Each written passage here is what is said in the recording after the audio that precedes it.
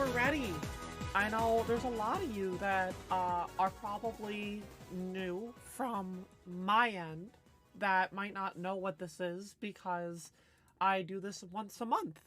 But hi, we're over here today. This is It Gets Better. It is the charity that I'm an ambassador for. They are a LGBTQIA plus charity that really tries to specialize in like storytelling while focusing on like helping LGBTQIA plus youth. And so I come on here once a month along with other ambassadors throughout, our time and, play games, talk with you all, try to have more, like, I guess the best way to put it is more directed conversation where, on, let's say, my stream or another ambassador stream, it's kind of a go with the flowy kind of vibe. Not to say that we can't hear, but obviously I always come with like a topic choice, an idea, something that I personally want to talk about or have some sort of driven conversation for. So I spent a while trying to figure out what I was going to talk about specifically today. And honestly, I think the thing that I always try to have things that I can apply myself onto. And I think one of the best things to say is that I've been uploading a lot more onto, TikTok and Instagram and YouTube.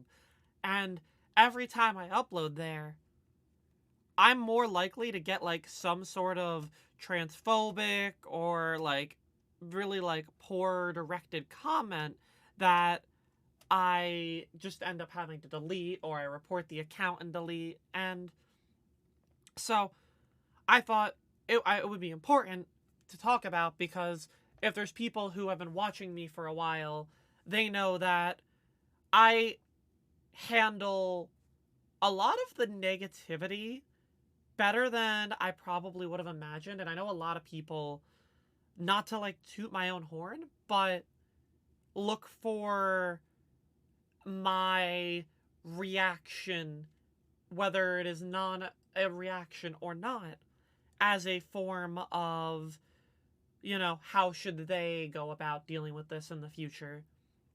Especially when there's a lot of queer content creators that follow me and a lot of, other queer folk who are trying to learn for their everyday life. So that's kind of where I thought today would be a good idea. And I've been doing a little bit of Fall Guys on my own stream, which, by the way, if you don't know, again, right here, my name's Baeginning. My pronouns are she, her. And yeah, so that's kind of the vibe here. But first, let me say hi to everybody in the chat. We got Kaylin, Sulky, Roman, Cookie, Azur, Zaz, and anybody else who might be here right now. Hope everyone is doing well. Also, for the people who are following It Gets Better, thank you for, there were 4 of you that came in from my personal Discord that I know came over and followed, so thank you, Azur, Kaylin, Cookie, and Caitlin. Hi there, good time zone. Hello, Mila, welcome on in. I hope you're having a good day. I very much appreciate all of the people who are here, because I understand that a lot of people typically are, at the end of the day, it's another follow that somebody has to go through. And for people to go out of their way to follow another stream or want to be here for, my content on a different place, it's a lot to ask out of people. So it's nice that I always know that there's like a good amount of people. And it's even more exciting when there's people that I personally haven't interacted with that want to come here, because that means they want to watch the content and they want to watch It Gets Better for the people on here, not just for the individual. Mila, I'm doing fabulous, honestly. For the first day in a couple days, I actually got some good sleep. Fawn, hello, how are you? I hope you're doing well. My birthday was on Tuesday, for those who don't know. I turned 26, which also meant that I had to deal with the whole changing over my insurance, because my only job is actually content creation, and that's my only like form of income. So I don't have a, company's benefits of insurance. So for me, a little bit of the stress of turning 26 was that I had to get my own insurance so I can keep up with my hormones and everything like that and try to get everything that I needed for myself, which was a very, stressful time, but I'm glad to be past it. Roman, thank you. I appreciate that. You know, I think that it's really interesting because I know I've had a couple people on the topic of birthdays ask me. They're like, "Oh, do you have like two separate birthdays? Do you have your like trans birthday and like your coming out birthday and your regular one?" And I was like, I never really, it's weird to say, I didn't really think about the idea or the exact date of when I first came out. So I couldn't even tell you an exact day as to like when that was. I can give you a rough time frame, but I couldn't tell you the exact day anymore. So it's I like the idea of being able to celebrate your coming out as your new birthday in a way, but I only have my one. Ugh. And also thank you for the happy belated. Much appreciated. I'm thinking it's gonna be a good year. I've been feeling good. Again, I think like a lot of it is having like a good mental toward whatever it is that like, people try to say, because at the end of the day on any form of social media, there is a lot of negativity that can be thrown at me and other creators. And I think it's important that we figure out what we can do for ourselves as individuals to handle it, and also how we, you know, handle other people being, harassed, or, the negative and hateful comments that come with just being yourself online in a world that is dominated by more cis hetero folk. You've been out for 2 years, you're still a teenager, and it's really crazy how, Roman, I totally get that. It's weird to say that I have been, I pretty much started streaming shortly after I came out. Because if I go with my rough time frame of April, the first time that I streamed was in August. These were of 2020. So, oh, not 2020, 2017. Why did I say 2020? Jeez. So I've been doing this for about 5 years, and I've been on and off this platform and being myself for, a good amount of time since then. And it's one of those things that is very fascinating to see how, like, development changes in terms of personality and how you handle things. Because growing up, I was terrible with handling negativity. I used to try so hard to please every single person that it meant stressing myself out over making everyone else happy. Because I would I would be like, if nobody has a bad thing to say to me, then nobody's gonna bother me or be mean to me. And that was the mentality that I had for a while. And it's a really bad mentality to put yourself into, because not only is that you just trying to prevent a, negative comment, which I understand not wanting to see, but it turns you into this people pleaser that you're not going to allow yourself to, be you. You're going to focus on what part of me does this person like, to be able to then make it so that they want to be around that person, and maybe less so who I really am. You know what I mean? So it's a very weird, like, boundary to hit. And I think, for me, time was a major part of how I handled a lot of the comments and frustrations that came with just, allowing yourself to be exposed onto a platform and a world like online. Because let's face it, the online world, people tend to, because it's a lot more anonymous, tend to be a lot more crass with what they're saying and a lot more negative with their overall comments because, oh, I never have to say this to their face, so I can just hide behind the keyboard.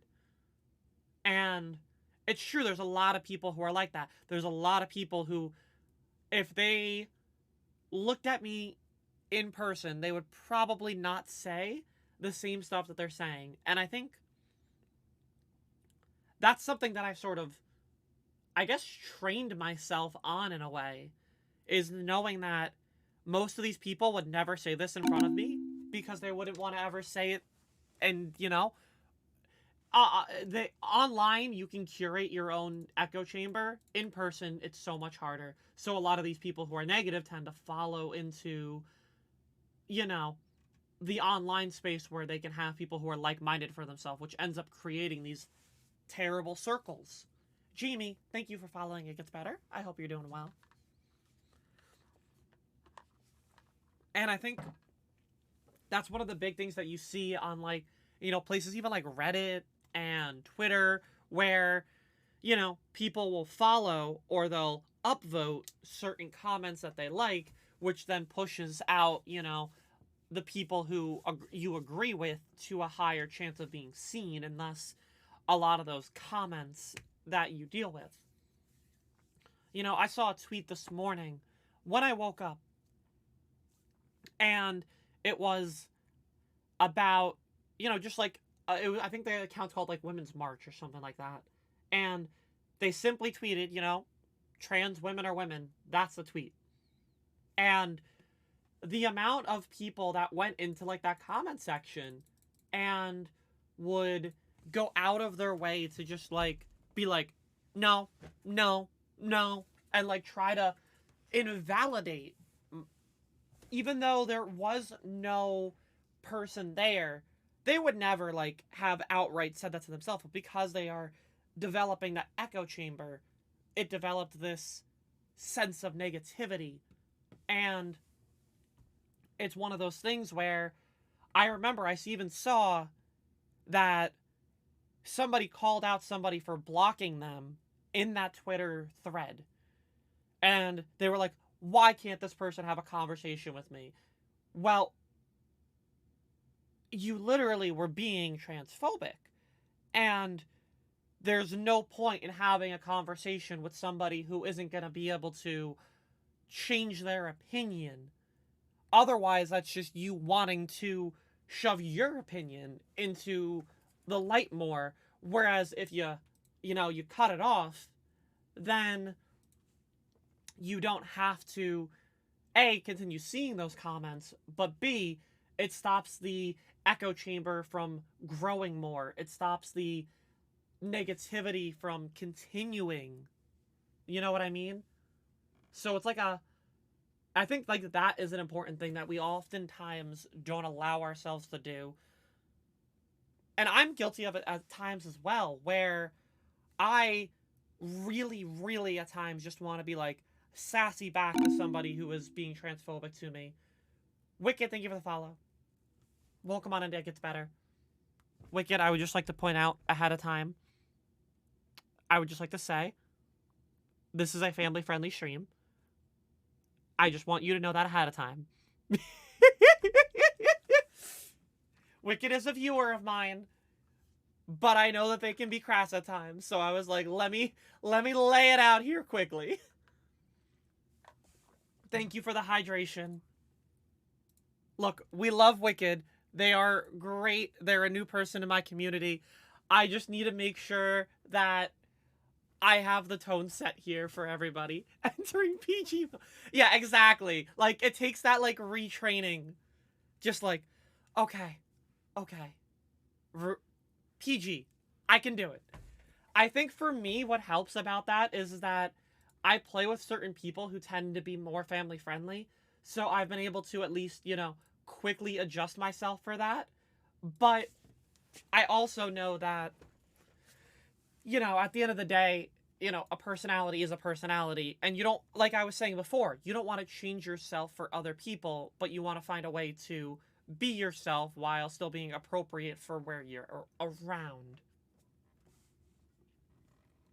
And I think that's the other big thing when it comes to like the comments that I deal with and things like that, where I really just want to like go back and sass the person who like, the amount of comments that I deal with on a daily basis that are just, are you a guy or a girl? Is this a dude? I can't tell. Like, believe me, I see those comments daily. Do I want to be like, is your opinion not important to this comment at all? Yes. But all it's doing is welcoming in more people for trying to, be a dingus. And we don't need those people around. And I think that's important for myself to understand too. There's some that I will respond to and be a little bit more toward depending on the circumstance. There's a difference in like the content brain that I have where like if somebody comes into my personal stream and tries to be an idiot, I don't mind what they say to me because I know that I can quickly ban them. For me, being a like queer role model and a queer creator, I want to still create and curate a space that other people feel comfortable in. So as soon as it starts to affect other people, that's when my problem occurs. And I think that's like an important thing for me to realize. Also, I forgot to ask everybody, what have we had so far for food today? I always like to start off my streams with asking people what we've had to eat. I had some ricotta meatballs for lunch, and that's really all that I've eaten. I'm probably going to order dinner at some point. We've had a lot of leftovers because, again, my birthday was on Tuesday, and then yesterday we did cake for me.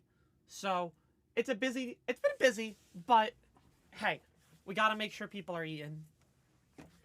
Nothing healthy, hey, but you've eaten. At least you're hydrating. There we go. We like to know you're hydrating. Also, I'm sure some of you have already noticed, but yes, this is what my bed looks like when it's green screened. we have a lot of people coming by today, and I honestly just didn't feel like I had time to make the bed because we have like a bunch of guests that are going to be staying over the house tonight, and I was like, all right, I got to just make sure that I'm set up and ready for the stream here. So you're getting green screen bed today. I hope you all don't mind. You low-key didn't even notice. It's only when I go like this. I'm holding my cup. And now my cup is gone. Hi, Georgia. Thank you for following. It's weird that I've said that, because I don't think I said that to you 5 years ago. And now I get to say that here. You had some chicken soup, although not melting ice cream probably get eaten later. Yeah, it is 94 Fahrenheit here, which for my non-Americans, it is currently 34.4 Celsius.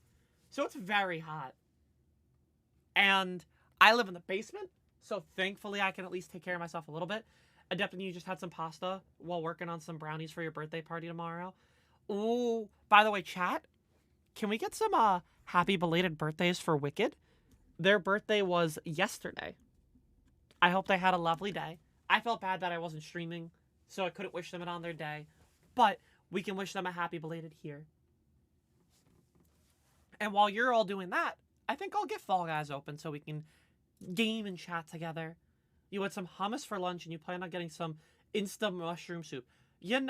That sounds very healthy. I remember I tried to have hummus one time, and this is my exact reaction to eating hummus. Oh, this tasted good. I'll have another bite. I had another bite, and all of a sudden I was like, oh, maybe I don't like hummus. And then I took a third bite, and I went, oh no, I don't like hummus. Alright, are you gonna capture the game though? Let's find out. What if I just drag you up here? There you go. Beautiful. Beautiful. There it is. There's your lovely Fall Guys gameplay. You mostly slept in and played some Fall Guys on your own. Pretty lazy birthday, you know? Sometimes we need a lazy birthday. So let me tell you one thing about the about Fall Guys. This community on Twitch is super queer. The amount of people who stream this game that are also LGBTQIA+, I feel like it's a good portion of the community.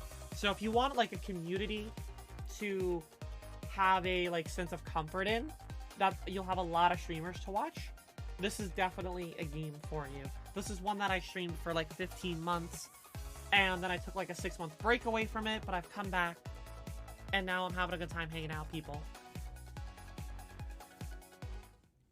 You're thinking of baking a pumpkin cake this weekend for your sister? Ooh. Do it, Zaz. And then post pictures of it. I want to see. You can eat an ungodly amount of hummus. I wish I could get into more hummus. Hummus is a taste that kind of collects. Yeah, I don't know. Like, I want to eat more healthier options. And I really like guacamole. And I really like salsa, which aren't bad options in itself. But I couldn't ever get into, like, you know, hummus as, like, another dip. You're also thinking about getting a piping bag and tip, so hopefully it'll be cute. Yes, do it.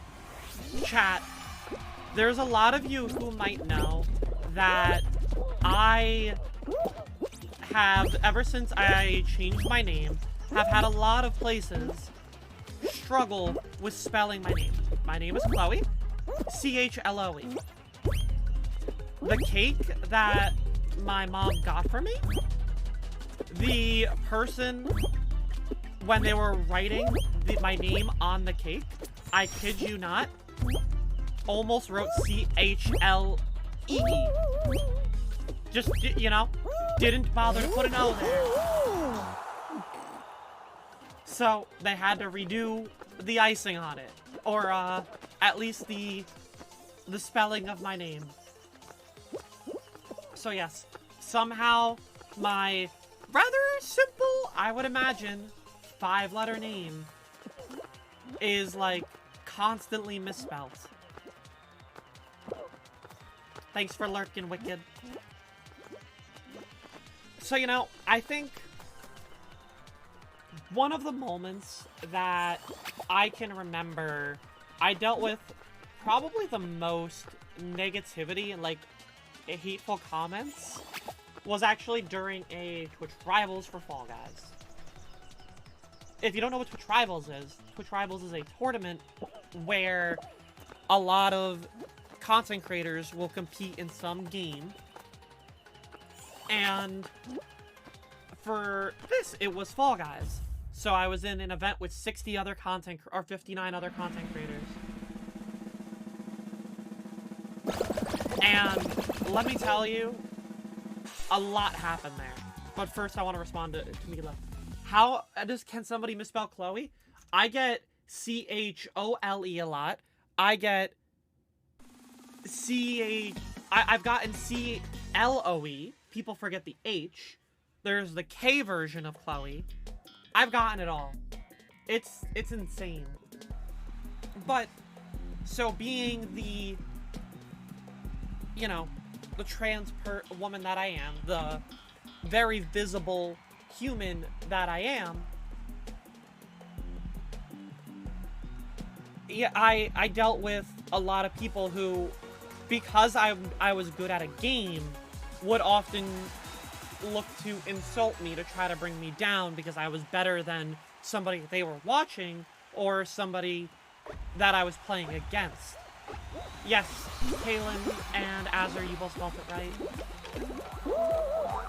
So I remember during that tournament, I was in, and this was a very big tournament. Like, a lot of the large content creators that some of you probably watch were in this event. And I was, to put it simply, dominating the competition.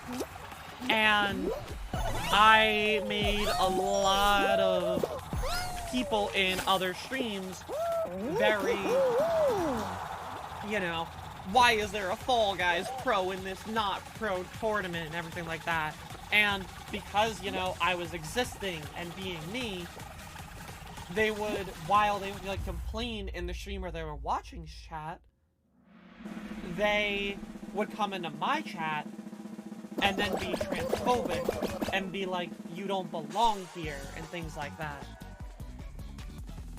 And I remember that was a day where I did not let anything bother me when I was in front of camera.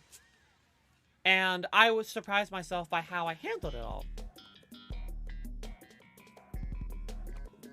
However, when the camera turned off and I hit the stop streaming that day, I definitely had that wave of overwhelming. And I don't try to say this in the sense of you should, you know, show that these things are getting to you, but more it's okay that, you know, they do get to you. Just make sure you're not letting them win, even if it's getting to you. I think is like the important distinction to have. And, you know, that could be in a you know, a multitude of different ways. Chill, this is how you found this community. I'm glad you at. I'm glad I added you guys, because you wouldn't have otherwise. Cookie, it's really interesting because, you know, Chilled and Platy are two people who were in the last Rivals tournament I was in. Obviously, some of the communities were being a little bit more negative toward me. But again, it wasn't the streamer, it was the people who felt like they had to defend their favorite streamer. And it's funny because, like, looking back now, I have a pretty good relationship with, you know, a lot of those creators. Not to say that, you know, they would invite me to play games with them, but I would have people who, you know, I could hop in their stream and they'll remember who I am. It's not like they will completely be like, oh, who is this person coming in and, you know, playing games or something like that. And a lot of it comes from, a lot of that, like, negativity honestly comes from how I play Fall Guys, like what I'm doing right now. I play with a very aggressive in-game playstyle where I get very grabby, and so I oftentimes look to try to maybe, you know, eliminate people earlier. And yeah, I think that's a common thing, is that a lot of the time when people try to defend their streamer, the streamer themselves is perfectly fine with everything going on, but the person feels the need to defend their creator, and so they'll oftentimes, you know, say something that they probably don't need to say. Amelie, thank you for following It Gets Better.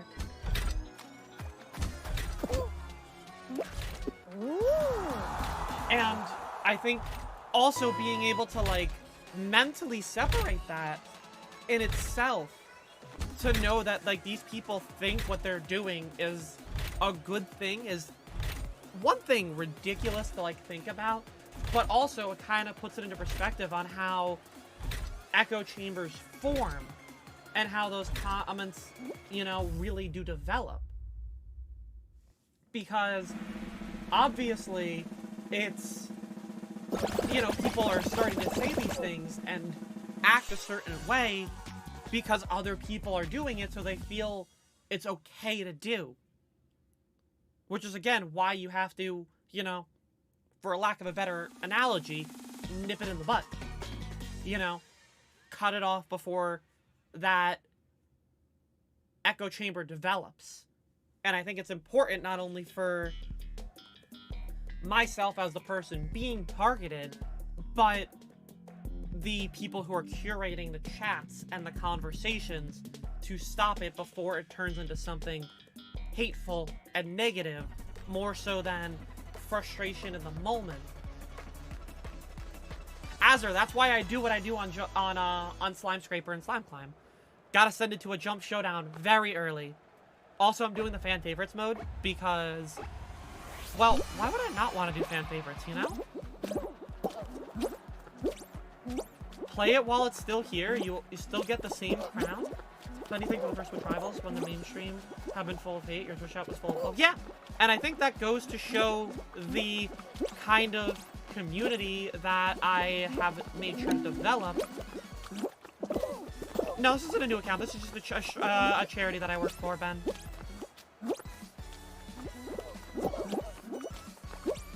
And it's important to, you know... I always say that it's important to foster the community that you want early on before it gets to a point that you can't control it. And I think that that's important in general, not even just for like a content creator. Like, if you're trying to establish a place of, you know, comfort, or a place that you want people to be able to feel like they can be themselves and have a place for themselves, it's important to give yourself those places and, you know, let it be the way that it is. Or, like, you know, set the tone early.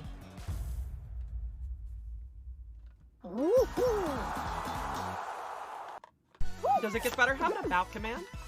I mean, I'm not 100% sure what the commands list is. But, I mean, it gets better. I don't mind explaining it every time. Because I mean, I can say it gets better as a LGBTQIA+ youth charity that is supposed to be about, you know, conversation and storytelling and trying to promote good, you know, I guess, I don't want to say mentalities, but more so ways to combat, you know, the stuff that a lot of queer folk end up dealing with, especially as they're first coming out, or giving them advice on things that they need. It's just a place where the stream specifically is a place for that, and the charity does a lot more than just that. You know, we have a mission statement down below that the full details are there in the panels for people that might need it.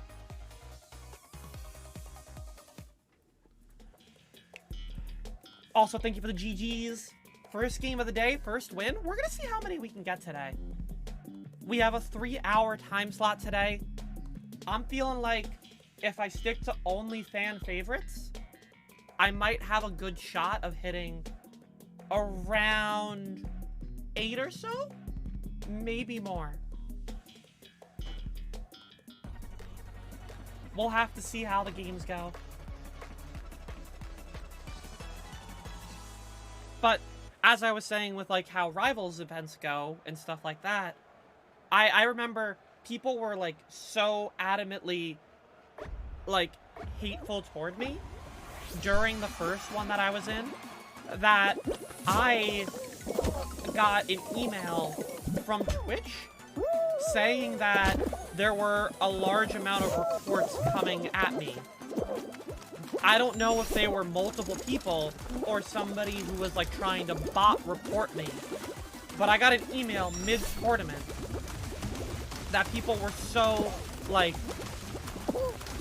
you know, so outraged over me being in the tournament and me being who I am that they tried to get me taken off the platform entirely. And you want to know how I handled it at the time? I got the email, and I was in a call with my teammates, and I just laughed. Like, you can't let those comments, like, get to you. And at the moment, you know, you might panic, or you might say something, or, like, you know, get into, like... I laughed at it, because I was literally like, these people are so angry at my existence that they tried to get me banned off the platform. Like, that just shows you how much power I personally had in the situation. And I flipped the narrative just like that. Instead of it being a place of, oh, ha, we're getting her now, it became a, oh no, we just gave her more energy and like more motivation. Being able to flip a narrative and flip a mentality isn't easy, but it is an important tool to have if you want to try and, you know, really just live your best life. Any time somebody who comes into my stream and tries to be, you know, transphobic to me, I just respond and I'm like, damn, they're really just upset that there is a successful trans woman on the internet right now and they're trying to bring me down to how they feel. And just like that, it becomes a, you know, then they look like the hopeless one, not to try to make, you know, somebody else a victim, but it turns the entire narrative around. You know, it's a very different environment to be able to have. And it gives you the power back in that entire, you know, relationship. Speaking of power, everyone's bodies have a lot of power right now as they are bumping me all over the place. Oh my god, I can't go fast at all here. Another win for the alphabet people. You got that right, Georgia. You got that right. And I think, for me, it's also the idea that I have a lot of people who look up to who I am and what I do and how I act toward a lot of things that I think also motivates me in its own way. Oh my god. I don't know if I qualify here because of that. Hang on, let's see. Okay. The bodies are all in my way here. Oh my gosh. Come on. Come on, one more time. Alright, let's just take it safer here. Okay, we're okay. Whew. Oh my god, I kept getting knocked around there. I had to really clutch up. Oh my god. Every time I tried to bounce on a lily pad, there was just somebody else there. It's okay. We're still in it.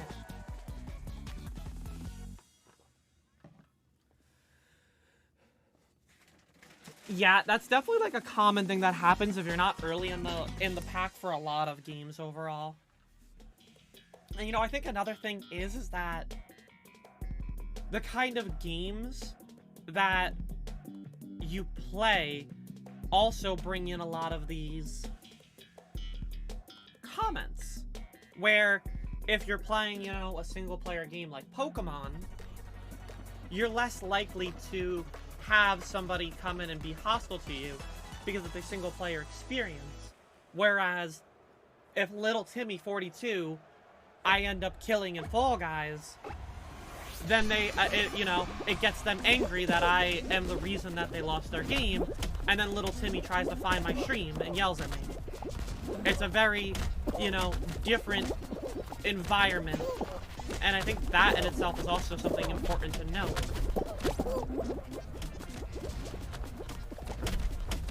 You also finish your squad forever? Yeah. So, squad celebration is only enjoyable for me if I'm, like, purposely trying to go for, like, a win streak or, like, crown farming or anything like that. Because I don't like playing that game mode. It was very boring. Playing an FPS MOBA feels like it would rile... yeah, I agree. Especially because that's the kind of thing that you've seen. Like, we are at this point now where a lot of people growing up are being influenced by influencers. They are seeing what a content creator is acting like toward in a situation, and indirectly, they're seeing this reaction as acceptable because this person's doing it. And I think it leads to a lot of these overall situations occurring because people don't know how to react to a situation in a way that doesn't influence other people to be the same way. First time around, there was a celebration mode. The reward was the Chinese Dragon skin, which is also better. Yeah, the first time squad celebration was around was literally supposed to be a 1-year celebration of Fall Guys. So it was a very different environment.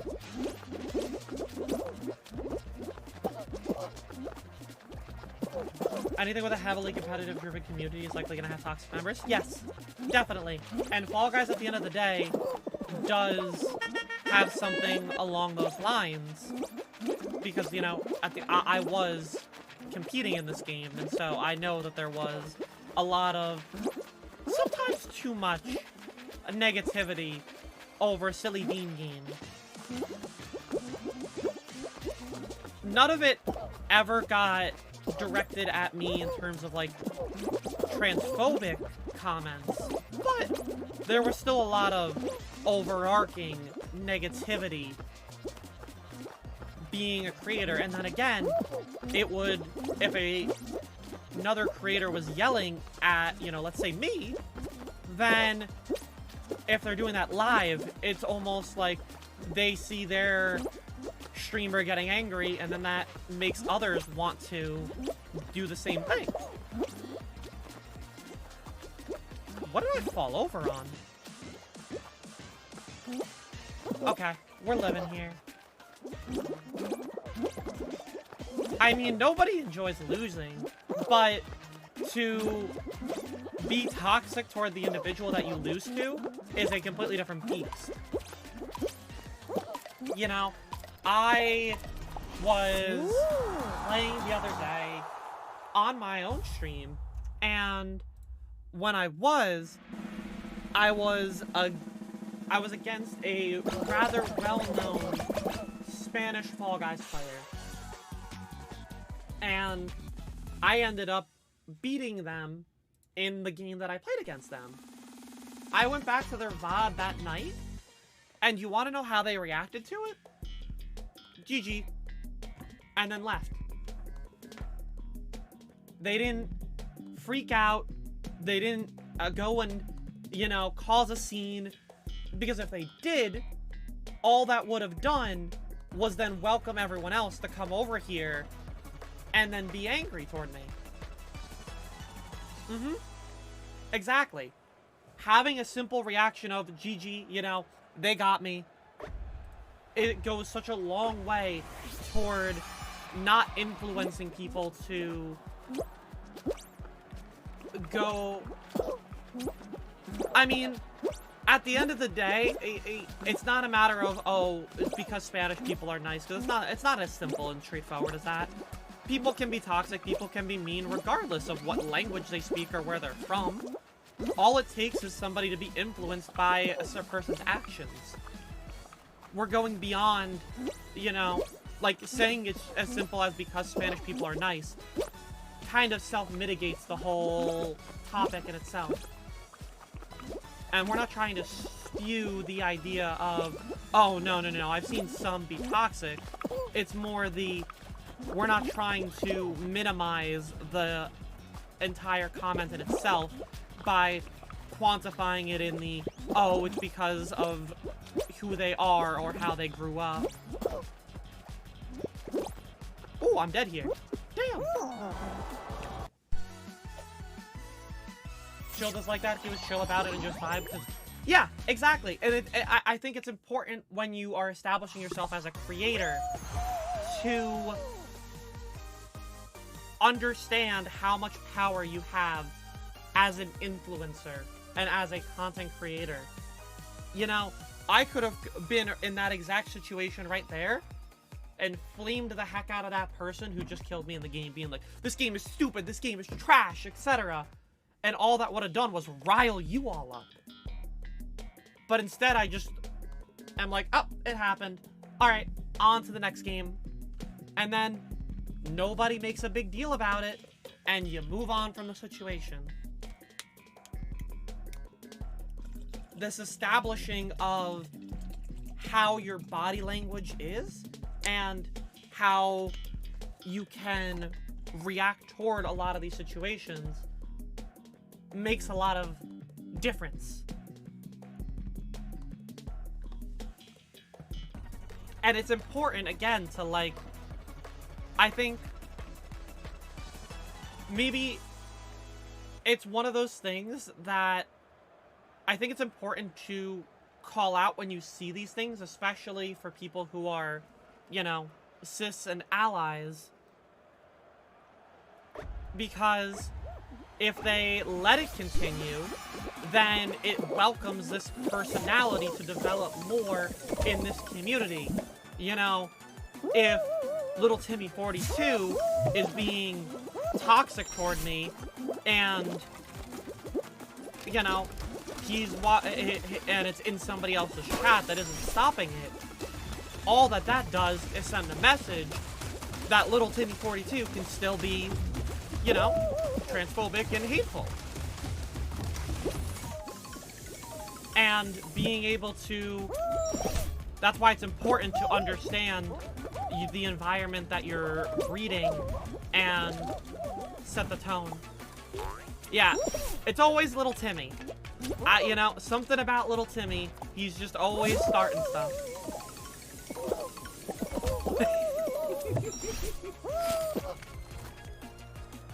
Little Timmy 42. One day I'm gonna need Timmy 42 also. Sorry, I'm just turning on something in my room.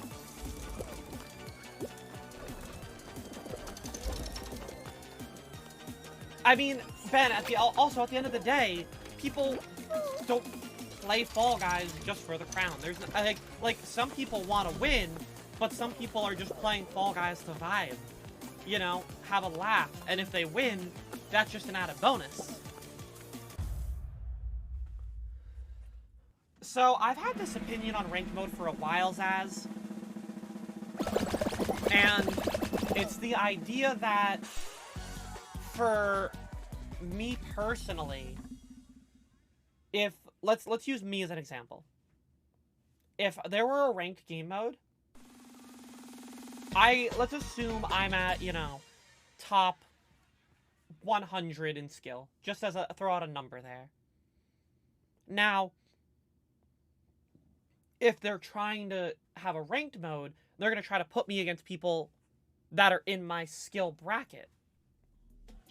Imagine how long I would have to wait to get into a game with 60 people that they're trying to put us into a same skill. And if they don't, then you end up sitting there for a long time, or they're going to put me into a wider skill gap where if I lose the game, then I probably drop even more. So the idea of ranked would be difficult. It's not that you're saying the wrong stuff, Ben. It's more we're trying to teach you the correct wording. Language is an ever-evolving thing, and it's important to learn what is acceptable to say and how you word something and how it can be perceived. So look at how much better this one's going here. Yeah, words are powerful. A lot, and everybody reacts differently to words than other people. You know, that is the one thing to also keep in mind. How you react to a word is different than how Zaz can react to a word. And how I react can be different. Everybody's way of reading something or hearing something can be vastly different. Luce, hi, hello, how are you? I hope you're doing well. So originally when there wasn't skill-based, having sweaty people in your games did feel like it was pop. And I get that, Zaz. I just know, I've seen it with, like, Overwatch, where people will sit in queue for 10 minutes, and then it becomes a not good viewer experience, because I'm not just getting back into games. And in all honesty, the other thing is that You have to have a player base that can sustain a ranked queue. Like, let's think about it right now, where only Solo Show has skill-based matchmaking. But there are 5 different modes that you can queue up on with, what, 15 different servers? So, think about how much division there is. And then you throw in a 6th one on top of that. So that's, you know, that's how I have concern. There's a mobile game with the simplistic idea of mobile with a ranked mode, and it can take minutes to hours. Yeah. League of Legends. You know, some people can wait an hour to get into a game. Overwatch, I can see 10-minute queues. You know, I think that's why, Zaz, they made skill-based matchmaking strictly in, like, the Solo Show-based format. Because then these other game modes become more, you know, a wide variety of skill groups and dynamics and things like that.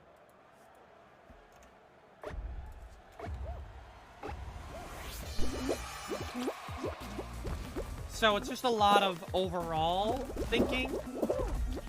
I definitely think that the current skill-based matchmaking format might not be ideal, but I also come at it from the extent of, you know, the equivalent of, let's say, high elo.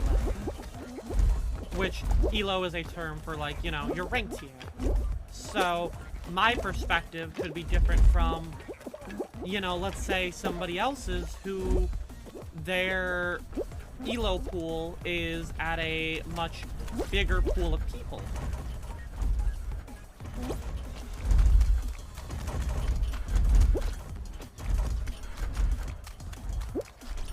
So, what a good run there.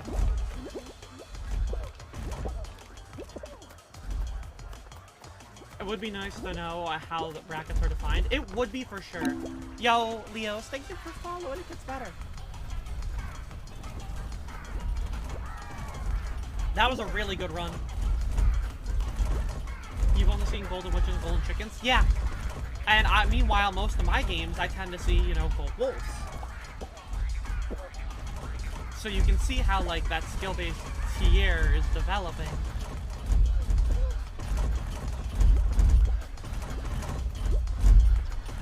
How would the stream be today? The stream be good. We're just having some good conversation, trying to talk about how people need to, or how people react to things, and how we need to change how a lot of perception is being done.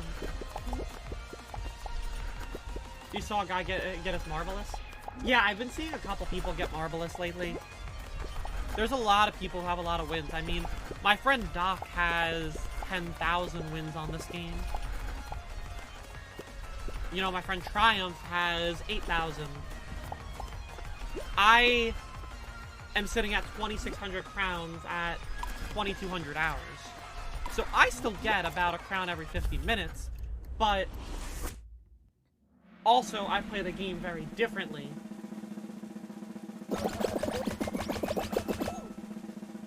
Hazard, you also have a much smaller playtime.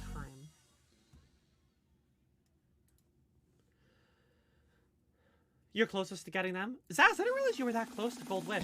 Maybe I should have remembered how many crowns Gold Witch also was. I hope you're doing well, Leo. What have you eaten so far today? Honestly, Zaz, I think the one thing about this game is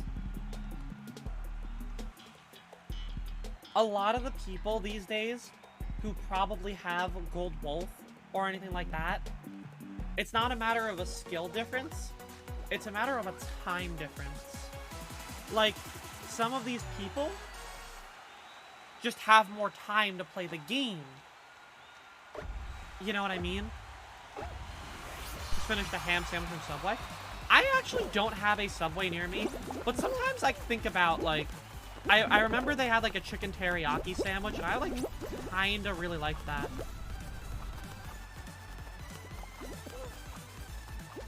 Ben, I will probably not, just because there's a lot in there, and I don't want to distract myself from what I'm doing right now.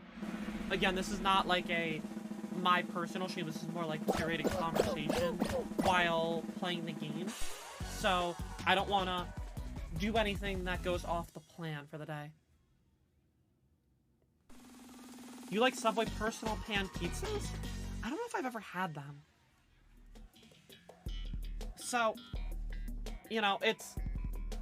And, you know, like, I see a lot of those comments, and I wish that you know, one of the things that I wish is that a lot of the social media outlets that I post to, like TikTok, like Instagram, I wish that I could, like, have somebody be a moderator without being able to log into my account. Like, when I'm live, I don't want to be having to refresh my TikTok feed to make sure I don't have a lingering transphobic comment sit there and then let other people, you know, start to like it and comment and reply. So, this, you know, ends up being that oftentimes I'm, like, trying to quickly, again, nip it in the butt and get rid of all of the negativity that I'm seeing.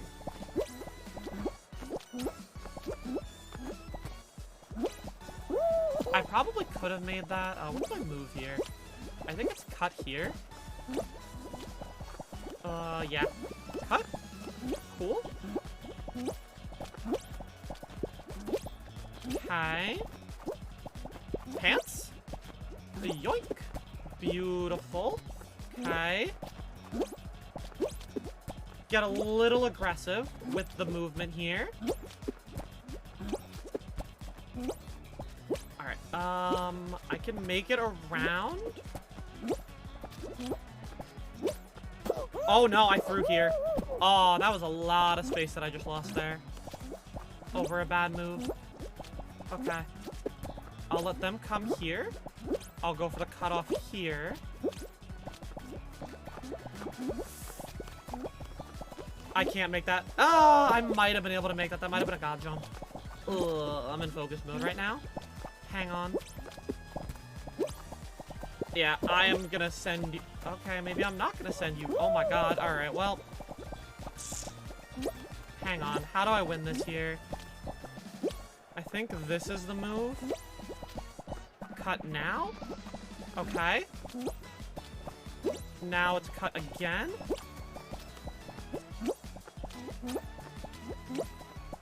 Alright.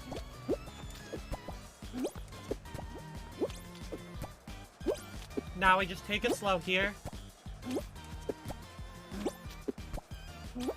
It's me and that one other person. I don't know if I can make it over to that space here, but we're gonna try.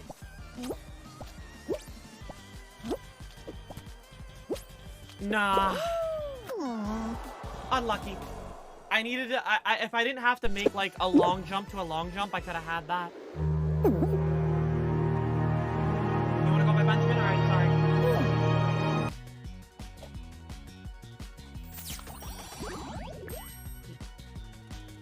It's all good. I made a bunch of bad plays there.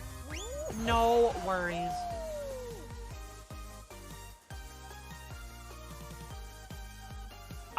You know, I never got into those baked Lay's chips. I don't know, there's just something about them that never really, like... But I wasn't a potato chip girl growing up. I just... No. It was never a thing that, like, ever really got to me. I think I can do, like... You prefer, like, kettle cook? You don't... Caitlin, your comment right as Zaz said that is... My dad loves his kettle chips. I couldn't even tell you what made something a kettle chip, though.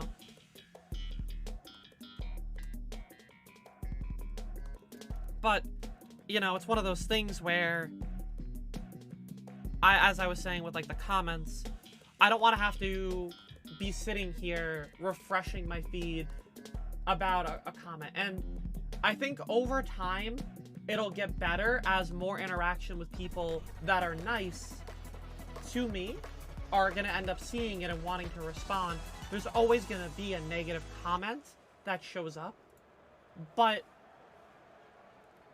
again, it's important for, I think, like, also establishing where, you know, everybody here is really supportive toward me. And I know that if I develop a, you know, much larger following, what will end up happening is that, you know, you're all going to be sharing similar mindsets, like those echo chambers that I've been talking about. So what we will have here is that there'll be a lot of like-minded people, but not using it for negativity, but more uplifting each other. And being able to, you know, see a community where if somebody is negative, gets, you know, let's say 5 upvotes, and a comment from one of you could get easily like 50, and then their comments get washed out by all the positivity. Being able to establish that is such a, like, powerful thing. And it's almost why I, like, want more people to interact with me when I'm on other social medias or even when I'm here. Because what we're doing is creating this power of positivity that makes you feel like no matter what somebody says, there's always people that have your back.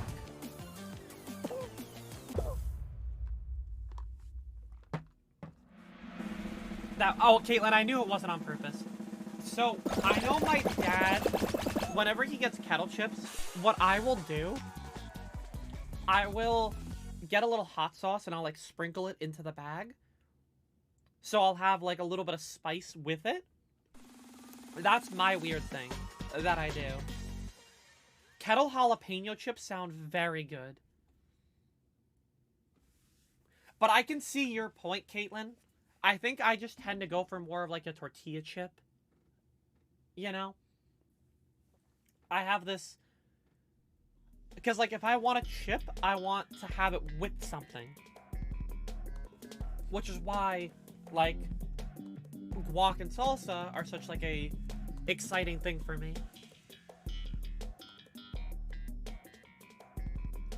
But, again, not hummus.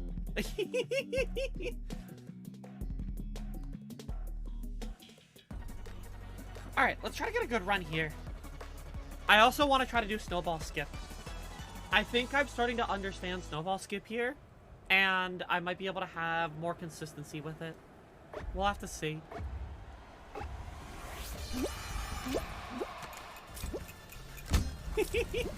Yes, exactly. More for you and Azure, Cookie. Living your best life. That snowball was very small there. Okay. Oh, don't push me into the snowball. Thank you. All these bodies just in my way.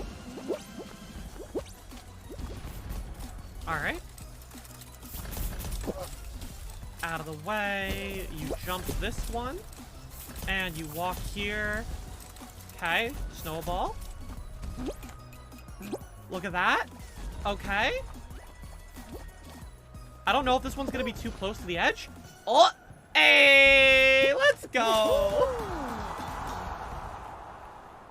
Powerful right there. I still don't know if it's faster. But yes, first try. That felt good. Chat, she's hacking. She's hacking. I'm not actually. I just know the game very well. You know what chips? I'm not a big chip girl, but you know what I really like? Pretzels. That's my go-to snack. And specifically, I only get one brand, but that one brand now also does like a...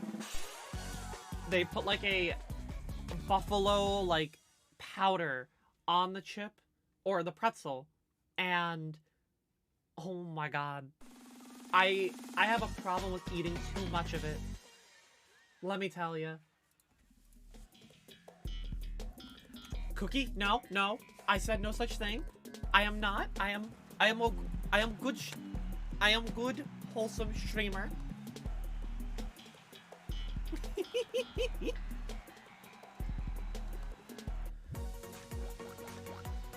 And you know, honestly, for me, a lot of the comments that people are saying to me, again, I have a mentality that I've been able to develop for myself, which is I use a lot of those comments as motivation for me. One of the silliest comments that I remember I got a while back was somebody complaining that they kept seeing me show up on their Twitter feed, but yet the reason that I was showing up was because they were commenting on every single one of my tweets. Like, of course you're commenting on everything. Twitter thinks you like me. There's a reason it's being pushed to you. And so, it just makes me, you know, like, not that I'm trying to harass the person, but I'm just like, it just motivates me to keep putting out content. And let me show you something. Because sometimes in my posts, what I do is I'll put something in the comment section, and I just, again, I stop it early, where if we look right here, let me go to my display capture here real quick. If we look, as always, transphobes coming into the comment section, just know all you're doing is helping me on the algorithm. Because it's true. I'm turning it into, hey, congratulations for helping me, and then I can delete their comment anyway. So, I turn their negativity and their hatred into, congratulations, all you're doing is help push my content out more for people who want to see it. And honestly, when I started posting that comment, I ended up getting a little less people who were commenting, because they would read that and then realize, yeah, there's no point. Because it's true. All that those comments are benefiting me and not helping, you know, make them... They feel good in the minute by being like, heh, I got her. But for me, it's like, okay, but what did you really get out of that? To feel good and then forget about me in 2 seconds? Because for me, all you did was just allow more people to possibly see it. And then get people who actually want to watch me and engage with me a better chance of seeing my content. You see how it becomes such a drastically different mentality shift there? And again, I'm not saying it's the easiest thing, but to have that perspective about it goes such a long way. Yes, you're very right. Any sort of phobic person has a weird way of thinking, and it's because a lot of them feel like they have to be right, whereas these are just basic human rights. Also, Cookie, I love a soft pretzel. I would literally go to the grocery store right now and buy, like, a frozen pack of them, because I really just want, like, a nice frozen pretzel. Okay, chat, we have a redemption hexagon here. Our last one we did not have the greatest of performances on, so let's get a better one here. We're gonna get the win on this one. Let's do it. I didn't play as well. We're gonna fix it here. Alright. 7 people? Also, as always, if people ever have any questions, I know, you know, whether it is about what I'm talking about or the game itself, I always enjoy being able to answer any questions. And again, it's important to make this not feel like it's a one-sided conversation at times. Damn, that person threw themselves down and also stopped me from getting that space. Okay. And that hot dog is jumping very fast, so I have all the space here.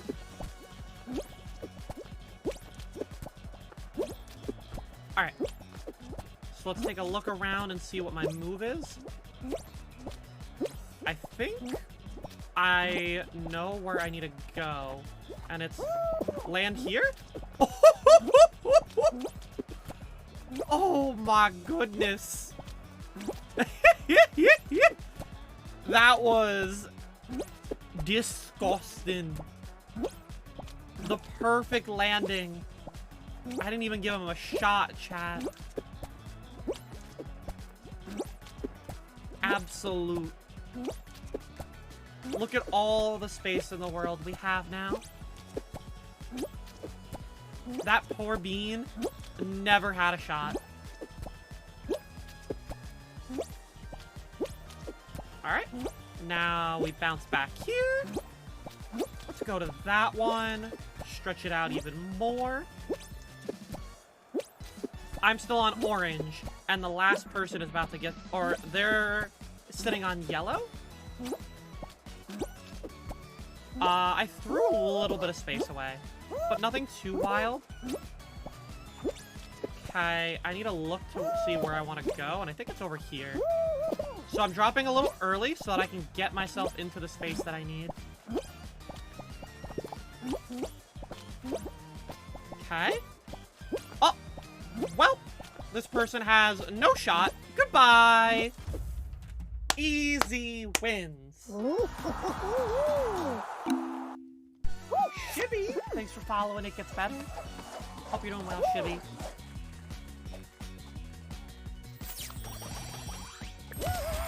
An all gold performance as well. We're just doing too well. I think I'm about 100 crowns away from... We're getting close to about 100 away from the Gold Knight Bottoms, which used to be like one of the most sought after rewards. As long as Fall Guys still has popularity, I'll definitely get the Gold Wolf. Or not the Gold Wolf, the Gold Knight. Because I just play it as long as people are having fun with it. Shibby, how we doing today? What have you eaten? Let's hear the news. Dish, dish, literally.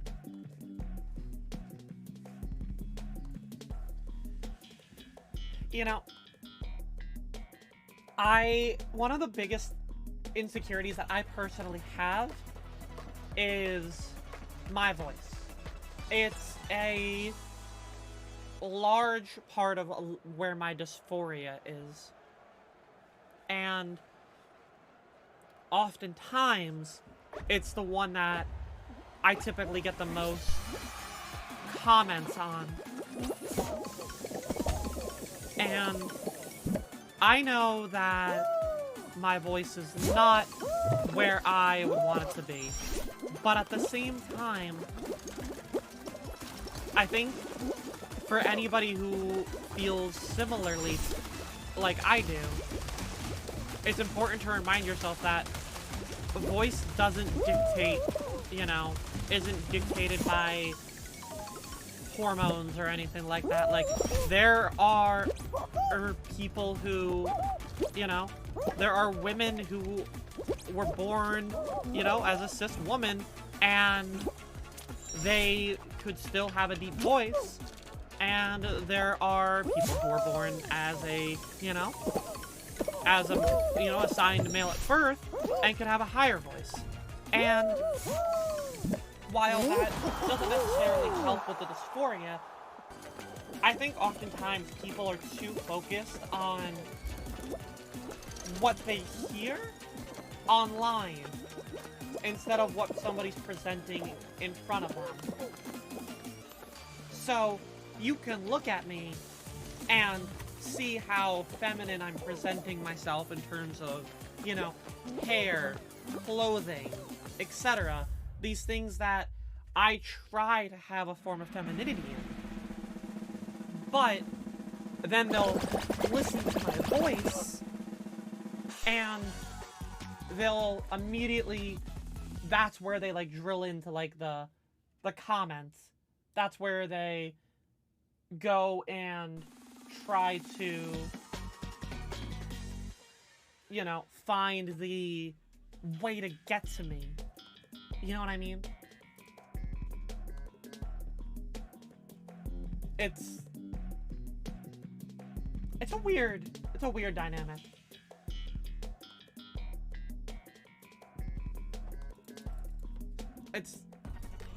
I don't know.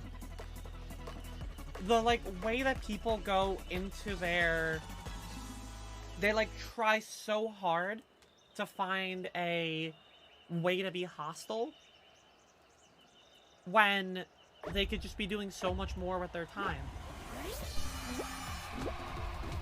I think, like, that's the other thing, too. Like, it's kind of sad to think about where that you can have all these people who are, you know, spending time trying to invalidate mine or other queer people's existences when that's not getting them anywhere other than that, like, 2 seconds of satisfaction that nets them nothing. You know what I mean? You had a relaxing day playing Pokemon Snap?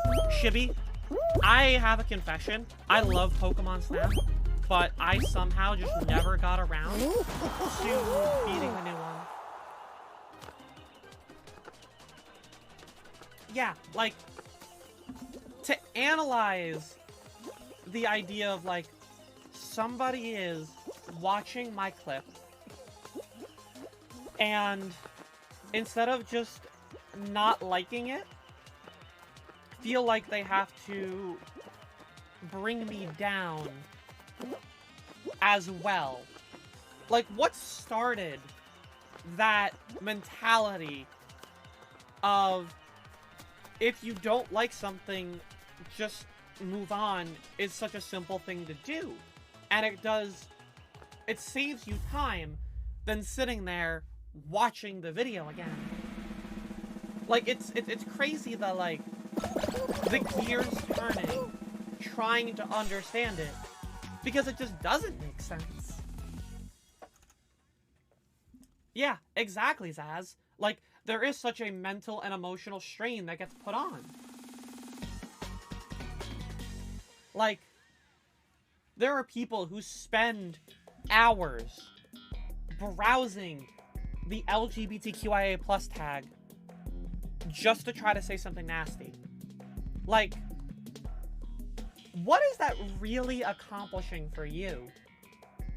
Because 99% of the people aren't going to care about what that person has to say. And you just spent an hour of your day trying to bring somebody down when you could have, you know, baked a cake. And then at least done something that makes you happy, instead of trying to... I rationalize it as people don't know how to make themselves happy, and they would rather bring people down to where their mood is than try to figure themselves out a little bit, if that makes sense.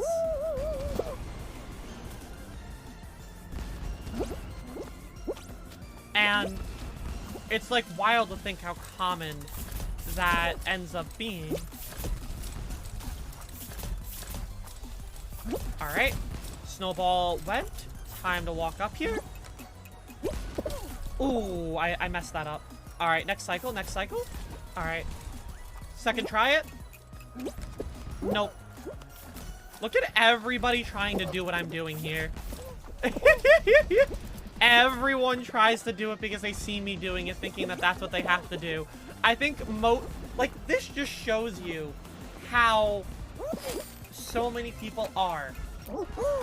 Where I'm sure most of those people have no idea what I'm doing, but they see me doing it, And then they're like, oh, this person's in the front.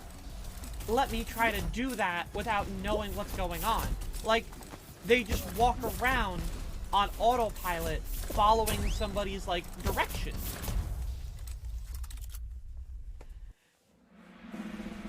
People on the internet tend to think that they are way over the top behind their computer and that they can tell anything without the consequence. Yeah, exactly. It's hilarious the people who will, like, comment on my Instagram to be rude to me. And then, like, their real information is right there. Like, I will just delete them and move on. But there are some people who could see that and just be like, oh, it'd be a real shame if I reported you to George Washington High School, where your president or your principal would be able to see all these receipts here, because you have all your information right there. Like, and I've seen that done before. I'm not like that, but I've seen people who will, you know, not realize, and because they think that they're just hiding behind an internet, how their anonymity isn't as anonymous. Can I get a middle push? No, I can't get the middle push there. Little smooch. Anybody wanting to get smooched? Consensually. And platonic smooching.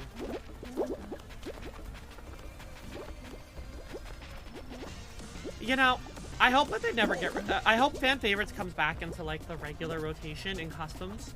Because all I'm realizing right now is how much I love playing fan favorites more than playing solo. Even if fan favorites had skill-based matchmaking, I would enjoy it so much just because of the levels that we're seeing here. It's actually wild, you know? Like, I see myself playing Fall Guys off stream a lot more over the past couple days because I'm like, oh, I can play fan favorites. I can only get, like, finals that I like.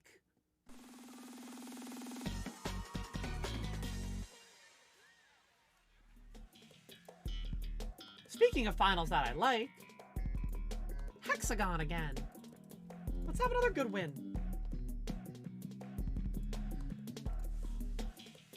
But yeah, it's, you know, Shibby, I see the comments that, like, Triumph gets, because he has TTV in his name.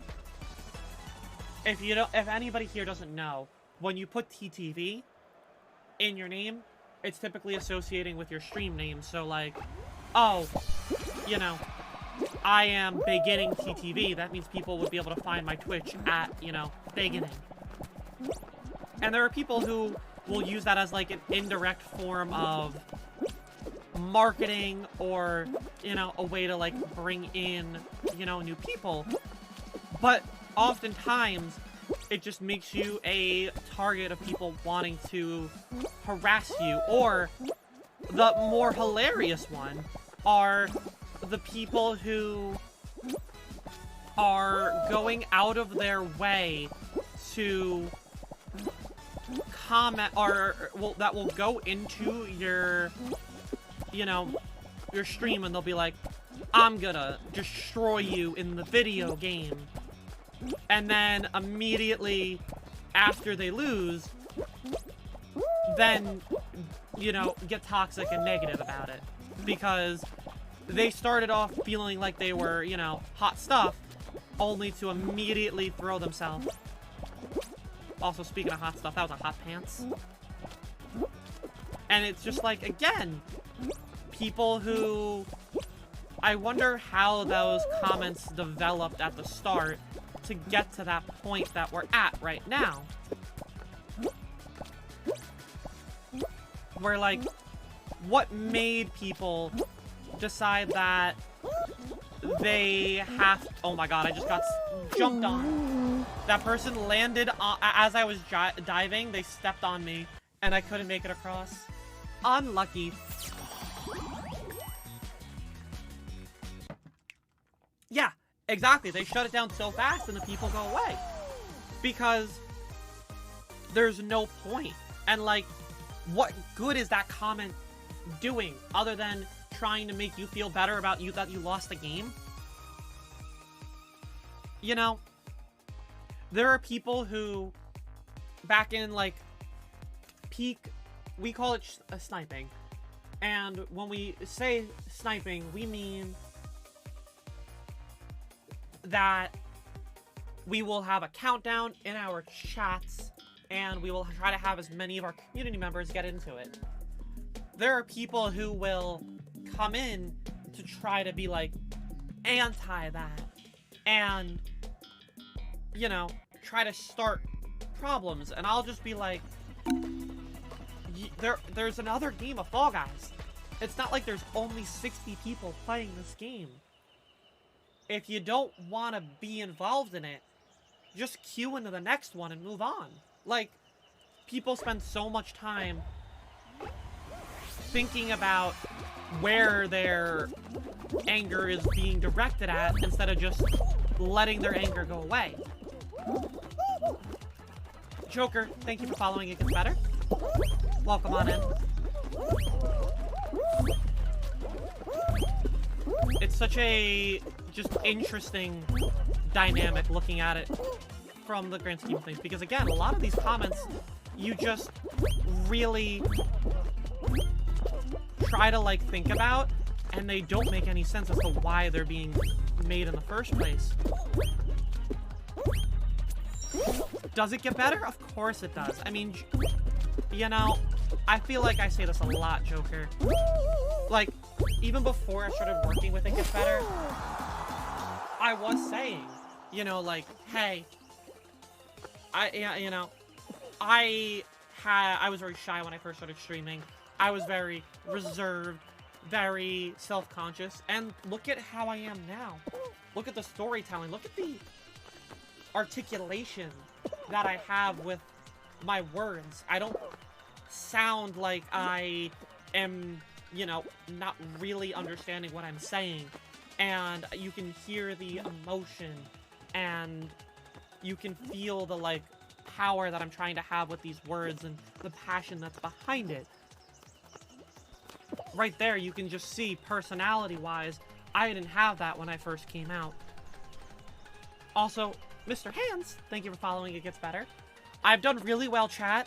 Let it be known, every single time I have streamed on the It Gets Better channel, I have always, at least once, accidentally said, thank you for the follow, welcome to the Baywatch, which is what I say on my personal channel. I haven't done it yet, and there's been a lot of follows today. So let it be known, I'm growing. I am growing, chat. Be proud of me.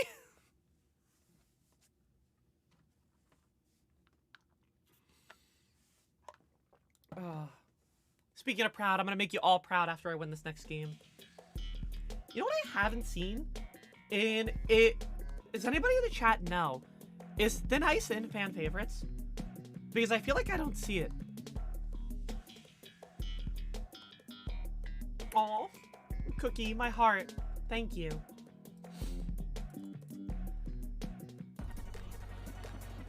You're cute and I'm proud of you. Shibby. What the heck? Y'all are being very sweet to me right now.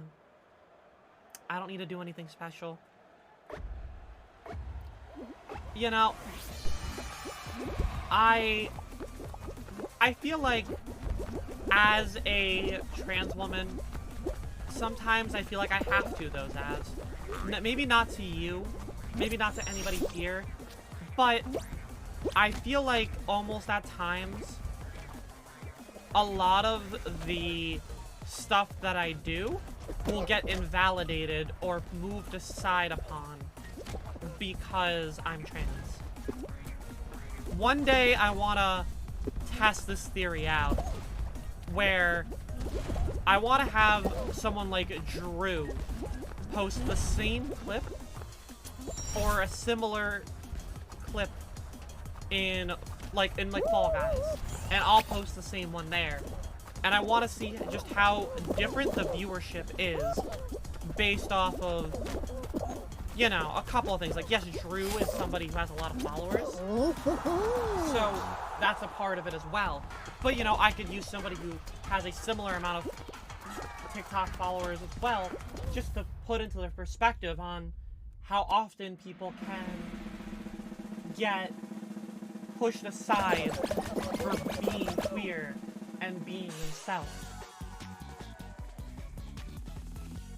So at times I do feel like I have to be more special, or I have to, you know, put in 120% of effort just to get the same recognition.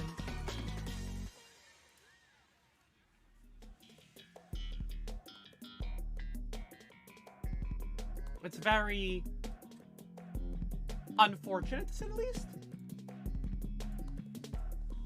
And I wish that there was a better way of, you know, having it work.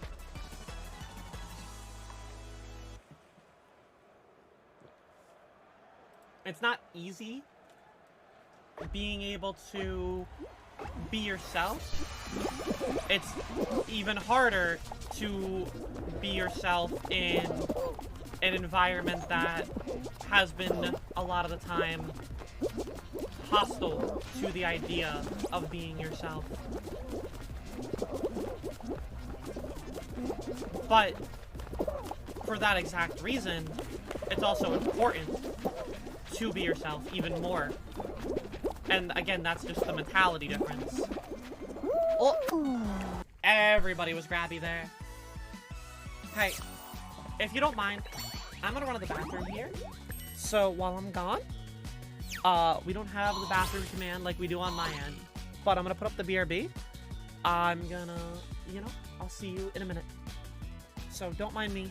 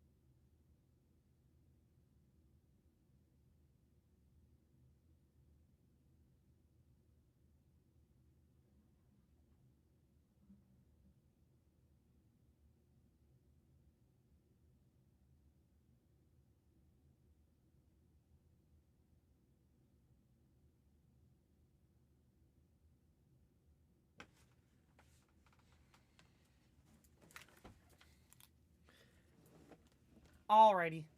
I realized that there was no game audio there. I apologize. When I hit the BRB, I thought there was gonna be game audio on the scene, but I don't have game audio here. So that's good for me to know going forward. I apologize for the silence.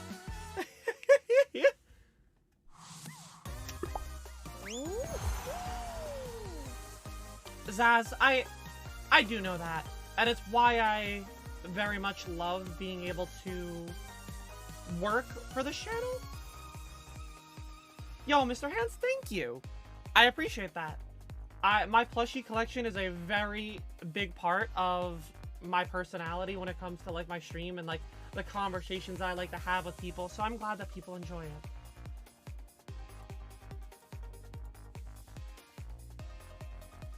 Whew. All right. Let's go into the next one. But yeah, also welcome on in. I hope you're having a good day. What have you had to eat so far?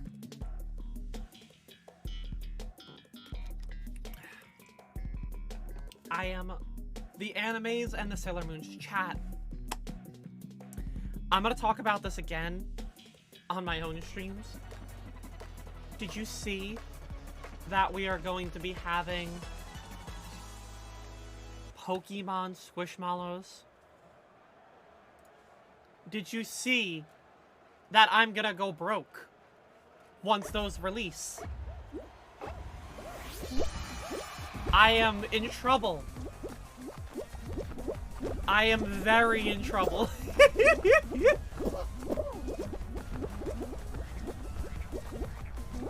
All the squishies.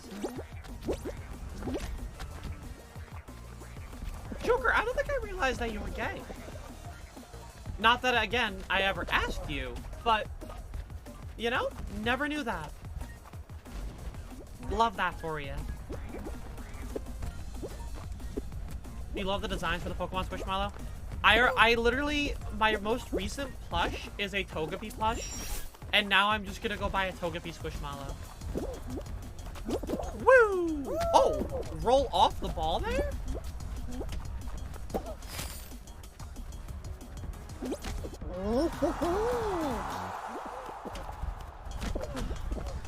I am very excited. And let me tell you, Squishmallow's a great way to, you know, invest your money and not feel like... Look, just tell yourself it's a pillow. Like, just buy a very big Squishmallow and then use it as a pillow. And then nobody will ever question your purchasing habits. Big brain, I know. Very big brain.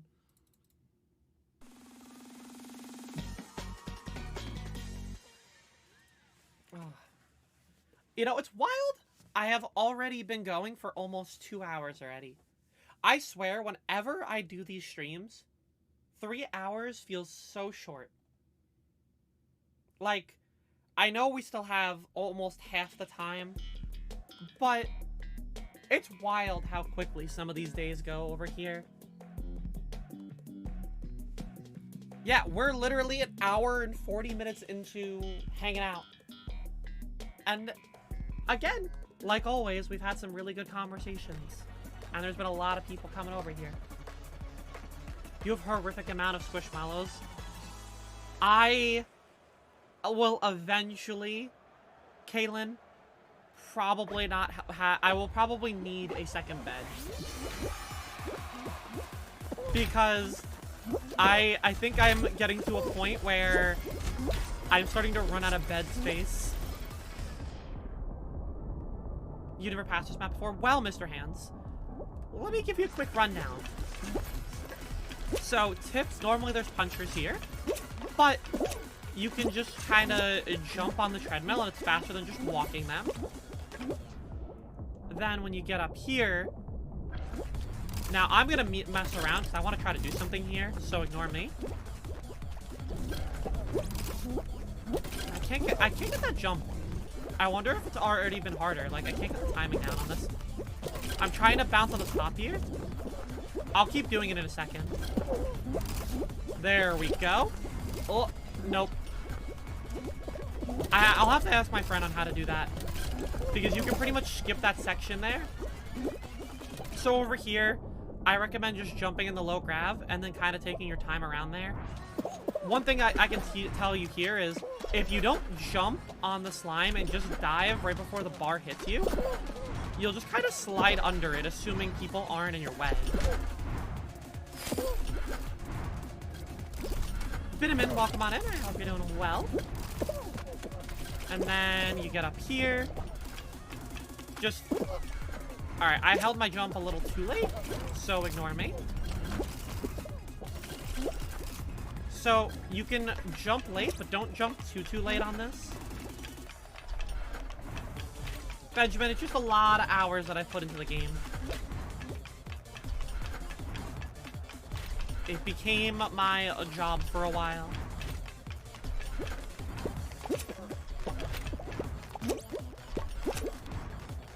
Ooh, that person lived. The Among Us did not live,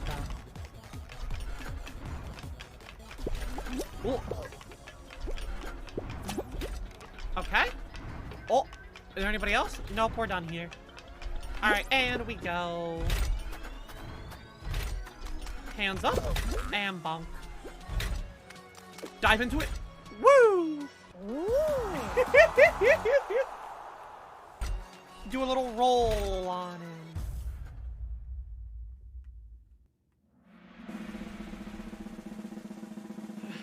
I did play a lot of Fall Guys. You know, I do have, 2,200 hours on this game. I looked at my phone as if my phone was going to tell me the answer. I just thought it fit the bit more. Boop, boop, boop, boop, boop, boop. Send me to a final. A jump showdown. Well, don't mind if I do, chat. Let's have some fun.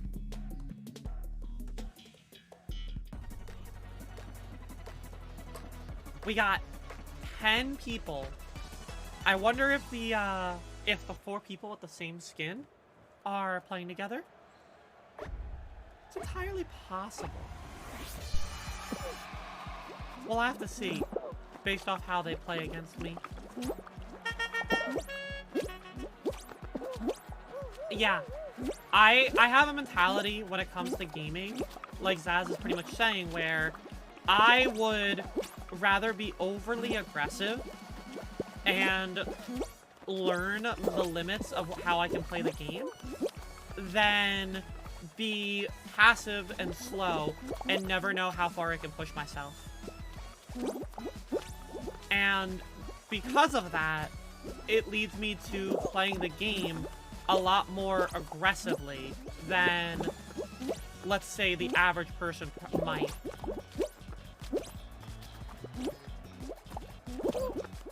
Wow, everybody's dead here except that person, and...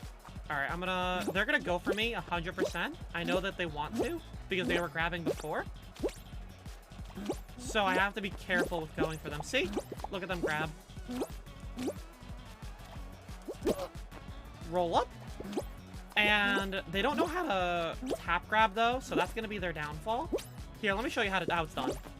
It's like that.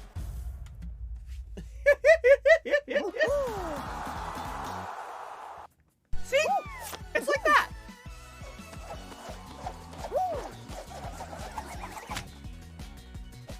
GG's. It was very important that I jumped over to that area, even though it was a split decision, because giving myself the ability to jump back over there after I made it onto that area of 2 felt safer to me. And then once I saw that one tile already breaking, I knew I was safe on my 2. So everybody else was stuck on that end, and I was able to sit over where I was. Basically a pro. I mean, I've won a couple tournaments of Fall Guys. I've won a few $1,000s playing this game. Fall Guys might be my, might be the game that I've put the most hours into. Maybe. Possibly. Just a small amount.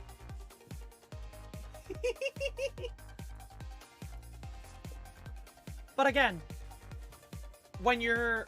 I think what's important, and it goes along with the conversation that I've been having today, when you're good at something, there's always going to be haters. You know you're succeeding when people are coming at you to try to put you down. You know what I mean? Like, as soon as you start to have people get frustrated at you, or come be negative, or, you know, try to start drama with you, it's when you know you're succeeding. Because if you were Little Timmy 42, you know, most people aren't going to know Little Timmy 42, and then they're just going to be like, it's just some person. But as soon as they see it's somebody who is known, and they have a following, well, then they feel like they have to.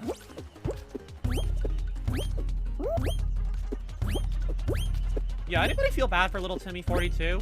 I've been kind of dogging him all day.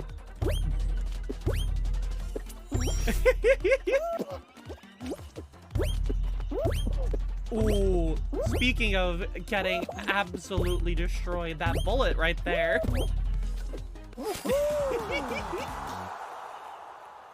That bullet tried to go fast and dove right into my booty.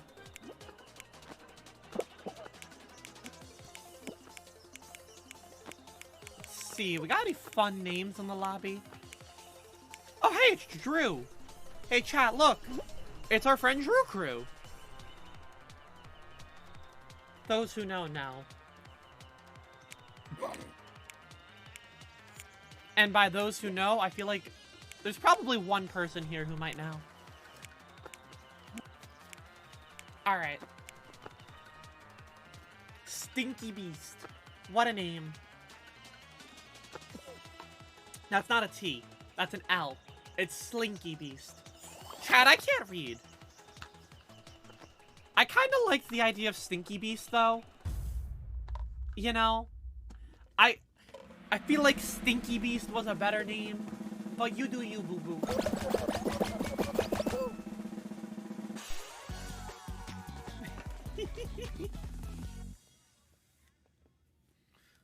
Why are we dropping a bacon blank on me, Shibby? Alright, so chat, I've asked you now what you've eaten today. So now the question occurs, what are you doing for dinner? Because I need ideas. Look, I'm home alone. My family's working a concert. So I'm probably going to have to order something after stream ends. So let's talk it out. Let's figure out dinner plans. Let's figure out ideas. We'll do a little gossip. You know how it is.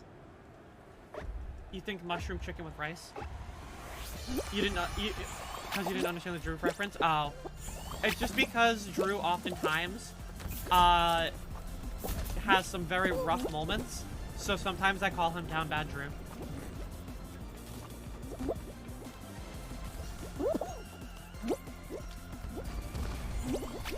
Oh, I wanted to eat. Hang on, we're trying it again. Woo! There we go.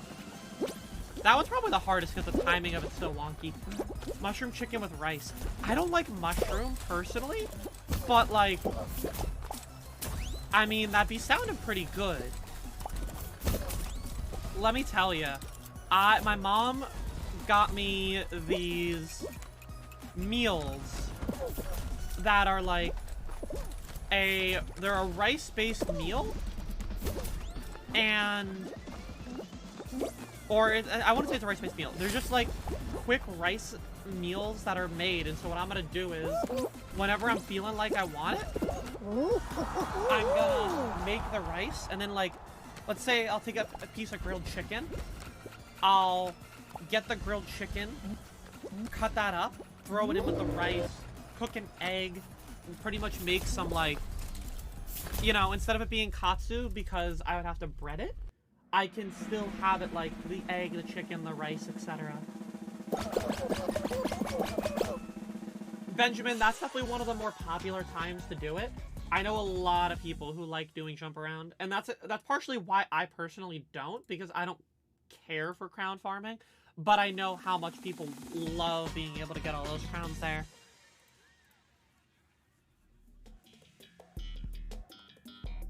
You don't like big chunks of mushroom, but you like the flavor. See, mine is the texture part of it.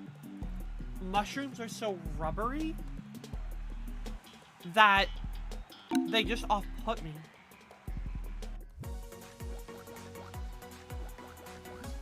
Gabby? I feel like I thought you already were following. Howdy, Gabby. How we doing? Welcome on in. My grab button did not go off there. Let's grab you, though. Let's grab Godzilla. Oh, Godzilla's gone. You don't like mushrooms? See, onions I'm okay with if they're like a cooked onion. Give me, like, you put raw onions on, like, a hamburger, and I'm just like, but why? You know?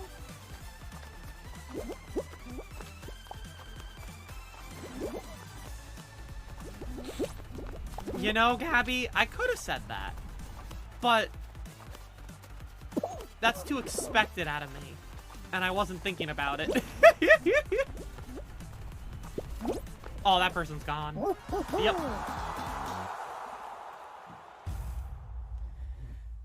That's why you don't like big chunks of the texture, otherwise you'll eat it. I think that's fair, Cookie.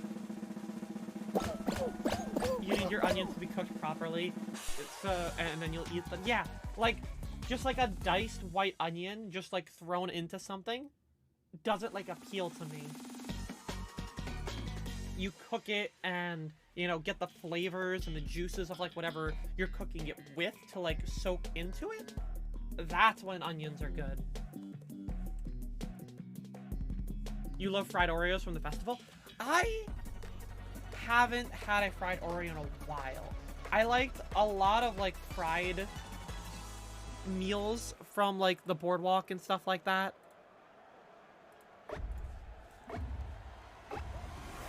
Fried Oreos though? I only had like once or twice. Yes, you are 100% right, Gabby. You don't like big pieces of cooked onion? See, I can see that. I can definitely see that. Here's the... Oh, I almost just jumped off. I was reading chat. Is this gonna be a classic 4-2 split? I think it's gonna. Also, this bar is moving slower than molasses. I'm stuck here. I can't make that jump. Ugh, I probably could have. It's gonna be a 4-2 split, chat, and I needed to go over there. Yep. I need to take the fan over. It's the only way to get over right now. You ready for a move? Nope. See, that's how I was breaking. So you needed to take the fan over. But because the bar was moving so slow, I took too long to react. I knew it was going to be the 4-2 split.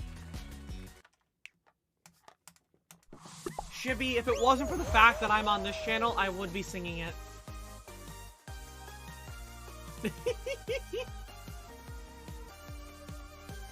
That's my jam. Even during the tournament, what is the 4-2 split? It's when, so picture, hang on a second. It's let me do this, because this is the best way for me to explain it. All right, you ready for Chloe's poor drawing? All right, here we are. We have a circle. Here's the jump showdown. So, you know, you have 1 tile, 2 tile, 3, etc. You know, so on and so forth. So, obviously, we're going to divide it. Let's just call it like this. Like so. The 4-2 is when you eliminate this one and this one.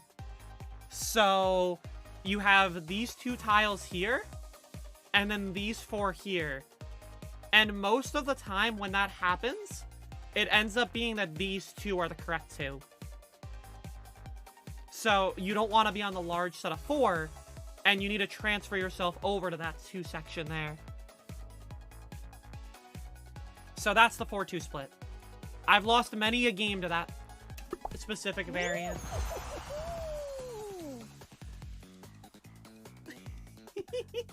Yes, you got artist Chloe me. Yeah, so if it's always, if it divides like that, where the first 2 tiles put 2 isolated on, yeah, you would think that exactly. However, it's just one specific variant. So whenever I see that 4-2 divide like that, I try to get myself over. I just took too long to react to it, and because the bar is moving so slow, I don't know my cycles well enough. So it became really difficult. But that's fine. So yeah, if you ever hear me say a 4-2 split, that's what that is.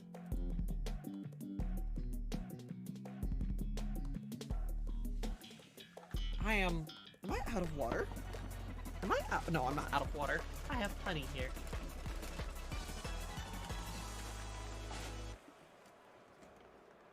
Well, Gabby, how we doing today? What have you eaten? We were talking about what dinner plans we have right now. And I was trying to get ideas for dinner. You're not really technical, noticing the play drops, but you just guess it. Yeah. And I think a lot of people are gonna be like that. At the end of the day, the best way to describe Fall Guys is that everything that's RNG isn't all RNG. For instance, look at a level like Lost Temple, where you have, you know, what seems to be randomly assorted doors. However, in reality, every level is just a, you know, predetermined seed. Whether or not there's 10,000 different combinations, and so it feels random. So a thing like Jump Showdown, obviously there's a less randomized ability to have because there's such a limited amount of tiles to fall. So you have a different amount of combinations, but they do go off of a, you know, combination system, so they're each their own little variant.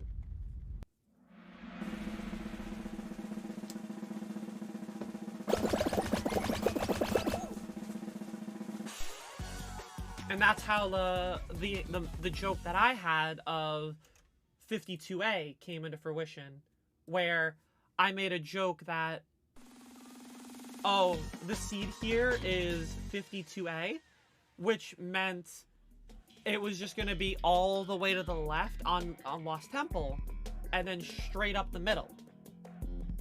Or not up the middle, but just straight, you go all the way to the left, and then you just go straight up after that. And I one time said it's going to be that seed, and I explained exactly what it was, and I got it right. Only because I just decided to check on that meme, and then, you know, it just turns into its own thing. Also, again, the amount of negative comments that I got on that TikTok where they were like, I don't care about a stupid seed, I just want to play the game. And I'm just like, y'all, it ain't that deep. You either like it or you don't. It ain't that deep, you know? If you don't like my content, you don't gotta interact with it. Where did my camera angle, though?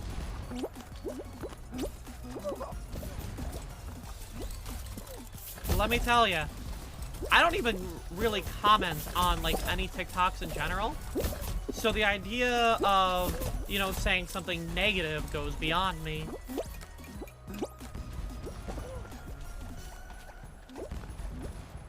Whee!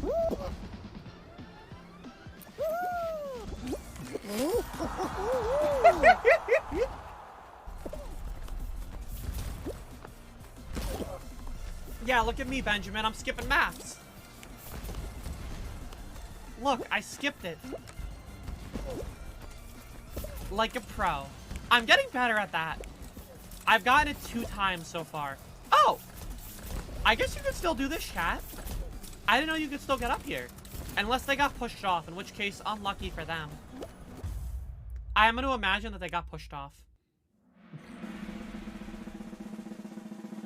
I really wish I knew where that person got, how they got there.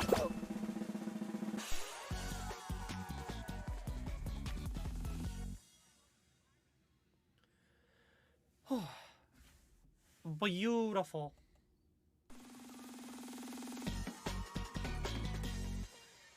Alright, what are you gonna give me? Like a jump club here?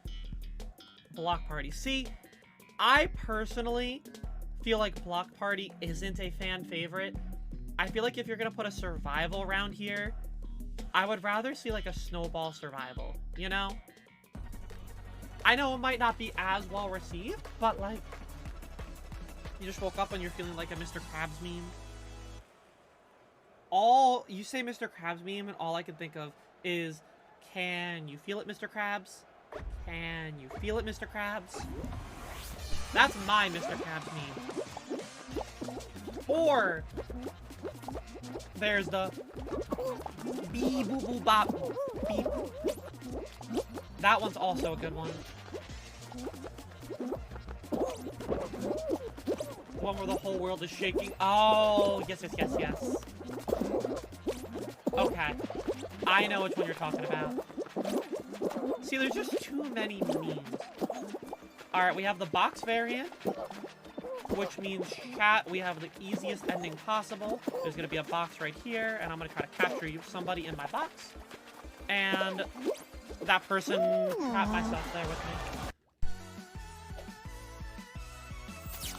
let me actually read this message here. Trying to handle negative and hateful comments in the workplace is difficult, especially with you having so many trans and queer friends, and recently admitting to your wife and a few other people that you're bi. The comments that have been made have been hard to guard your tongue over. Nothing has been said to your supervisor since the last time you refused to comment on the subject, which has been good, but you still haven't been receiving good opinions. That's definitely rough. And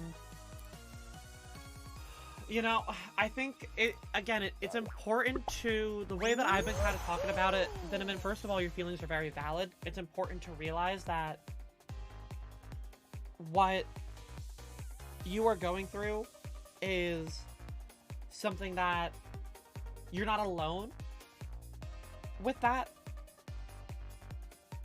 But I think what's also important to what we've been saying is that there's a lot of perspective shifting that you can do with it.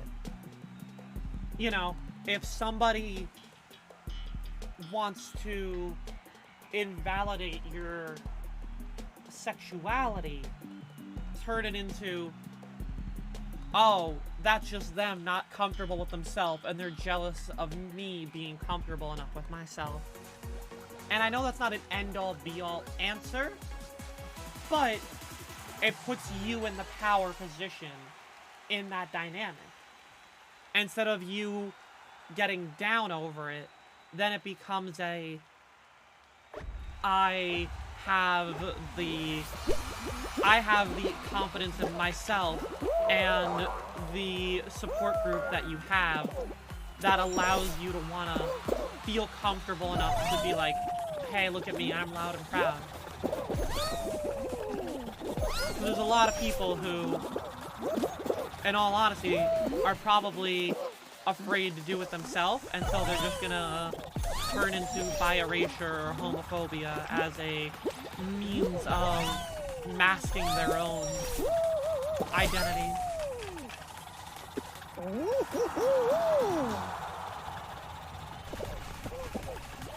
And I think that while you're saying that nothing has been said to your supervisor since last time you refused to comment on the subject, I think it's also important that you do talk to your supervisor. I know it's hard to want to talk about, but talking to them about it allows you to, as I've been saying earlier, nip it in the butt before it becomes a bigger deal. You know, people rely on echo chambers to have their voice. And the idea that you are, you know, telling your supervisor that, hey, this is going on, potentially stops it from continuing anymore, and thus it stops other people from saying this stuff.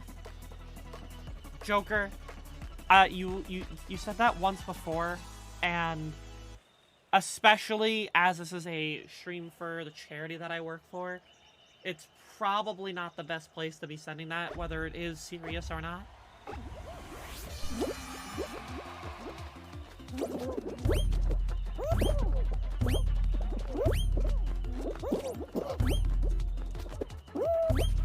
You know, I debated on deleting it before, but I was like, oh, it's fine, we'll just not acknowledge it. But I think, again, it's important to acknowledge these things before, you know, because just like I was saying, the personality continues, or not the personality, but, you know, more people think that that is, you know, the thing that you should say here, because this is a stream for queer people. And this isn't to make anybody feel bad, it's just a perfect example of what I was trying to tell the Binnaman.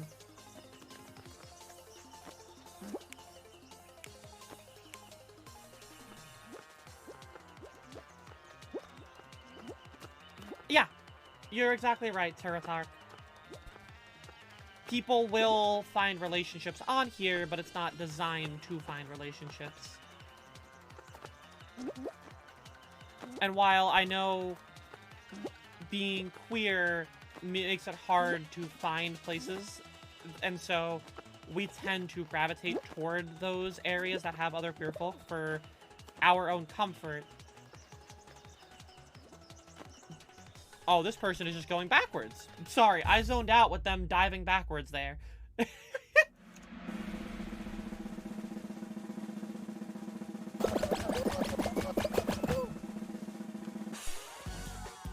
You know, I get that, Joker. And I personally don't even want to try to date in my area, let alone find any good apps. But it's one of those things that you know, there's time and place. I would hope so, Benjamin, because we're in an LGBTQIA+ charity stream. Miguel was very much struggling there, Mr. Hands. Tura, I hope you're doing well. Thanks for stopping on in. Good to have you here. And, you know, it's a real shame that there aren't, you know, dating apps that are more designed to help queer people. It's a very, like, true statement. Especially because, you know, you exist on, like, a platform, you know, you know, there are plenty of dating apps out there that you can think of. I don't have to name them. But when you look at them, oftentimes you will see that they're, you know, like, you're putting yourself kind of into the fire. While you poke Genshin stuff. Okay, Tura, you go do that. Thank you for hanging out here. There's no, like, one that's completely designed for queer people, and so oftentimes you sometimes get those negative comments, which makes people more reserved for that reason. You're mesmerized by the skill? Well, thank you. I appreciate that. I love being able to help people get better, so if you ever have any questions, feel free to ask, but I know you're working and doing Genshin. Ooh, did that person fall off? Plus, ledge grab! My problem is a supervisor with all the negative opinions. You feel like in some cards that if you do voice to him, he will just try and retaliate. I mean, the thing is that if they try to retaliate, then it has to turn into a situation where it's important to have that person maybe be mediated, or we have to use vocab that turns them into not wanting to be defensive. Because oftentimes we're going to have people who are going to get very quick to being defensive, whether or not they're intending to be hurtful or just accidental hurtfulness.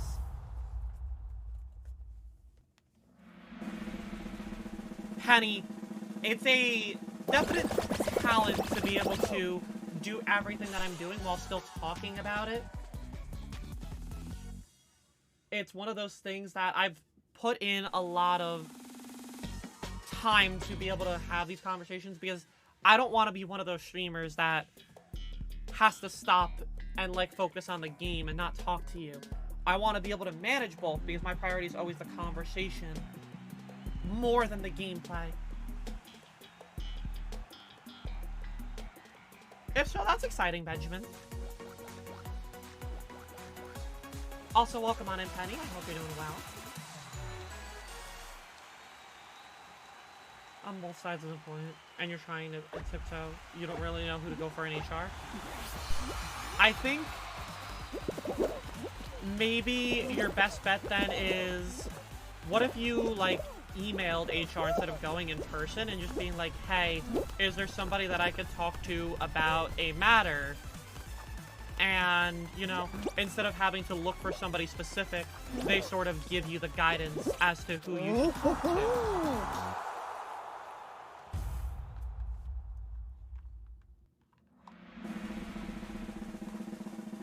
You legit ran off the cliff. Oh no, Tura. I will be honest, Tura, I have definitely focused too much on chat sometimes and just walked right off the level sometimes, or I've stopped paying attention to where I'm supposed to go because I'm like reading a message and I'm trying to multitask and I just can't.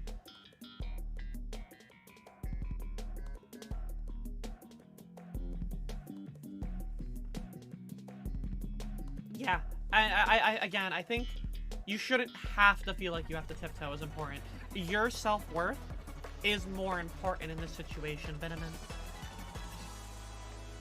You found it gets better through Frank, and you're glad. Really good conversations here.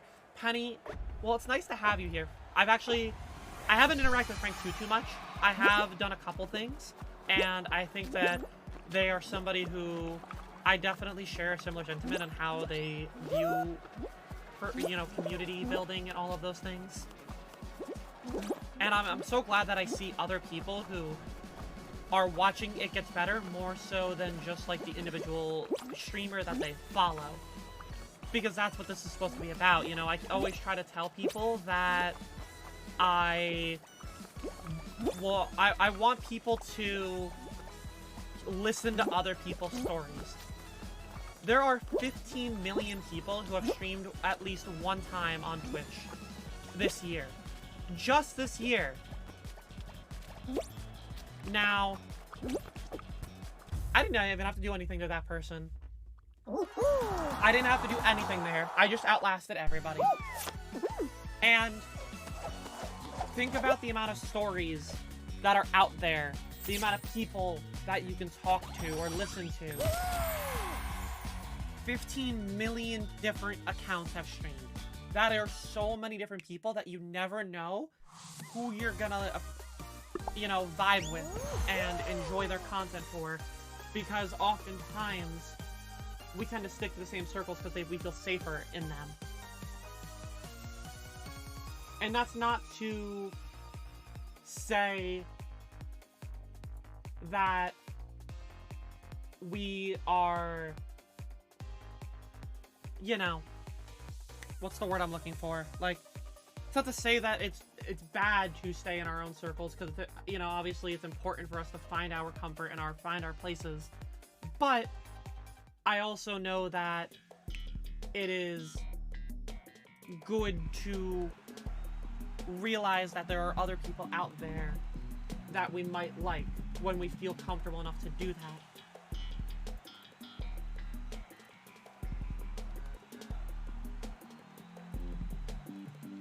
And I think, like, that is one of the key things that I try to have people do. And I agree, we do have a really good community here at It Gets Better. A lot of good ambassadors.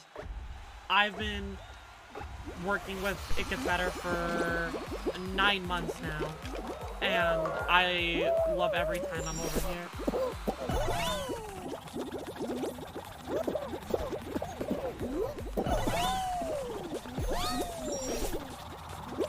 Okay. Alright, we're gaming.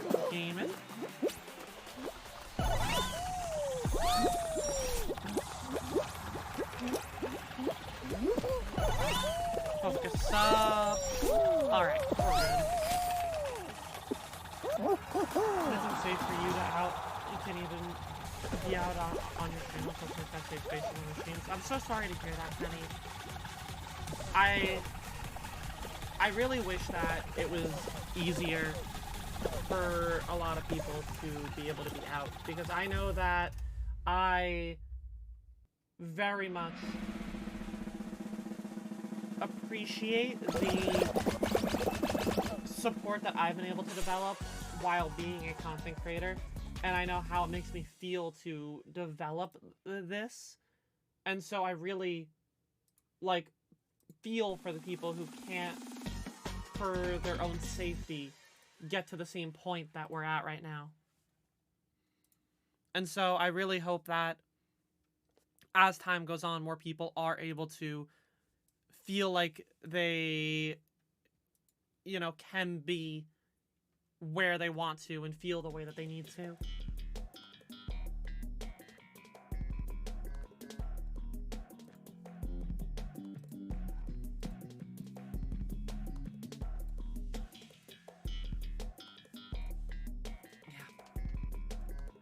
So that's just kind of Still having strange time coming to terms with yourself. Biniman, when I first came out, the first month was me trying to closet myself. And it wasn't me feeling like other people were trying to restrict me, but it was the idea that I had, you know, I had to accept myself. And some people don't get to that point, and, you know, it took me an entire month to allow myself to.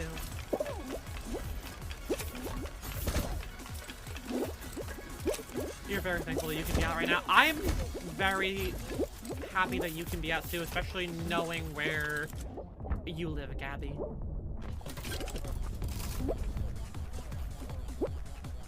It's important for all of us to be able to, you know, find our happiness and find our places. Because often, like, you know, especially when it comes to support groups and things like that. Because if we don't allow ourselves to have people that can, you know, comfort us and people that are, you know, able to understand us, then oftentimes we're gonna feel stuck and feel almost worse off than, you know, maybe when we started. Because then it's you coming out and the idea of you feeling like trapped almost becomes a thing in its own right.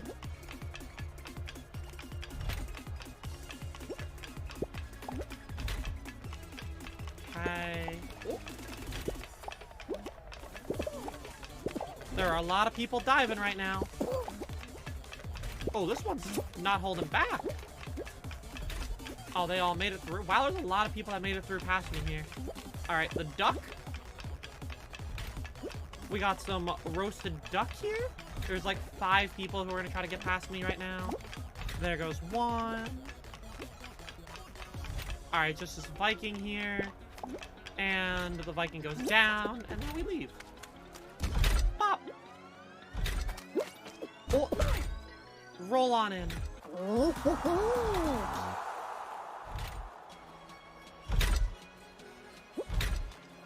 I mean, Benjamin, I'm gonna delete that comment because I think it's very unfortunate. Like, I think it's wrong to laugh at that because people have dysphoria, and it's important not to laugh at those kinds of things. We need to understand that not everybody's gonna be comfortable with their body. Not everyone's gonna be comfortable with people seeing their own body. To laugh at that is invalidating that, and it's important to, you know, not allow that. You should comfort the person in that situation. Spectral, welcome on in. I hope you're doing well.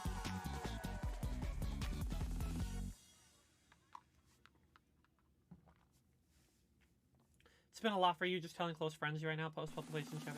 Vitamin, I lived with my cousin when I was in college when I came out, and I struggled tremendously with coming out to him because he was somebody I was close, obviously his family, and somebody who I've had a really good relationship with. You're not about your gender, but you don't feel like you need to be, and that's okay with you. As long as you don't feel like you're having to deny yourself, Gabby, I think, like, that's an important aspect.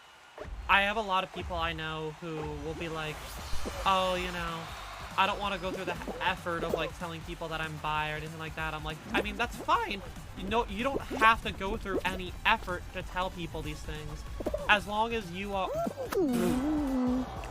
As long as you are not... you know, denying yourself. It's one thing to not tell somebody, it's another thing to not tell somebody because you don't want to be honest to yourself.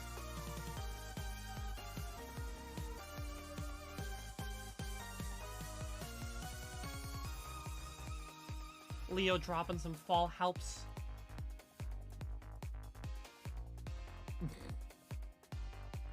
You're not. You live the life the way that you want to.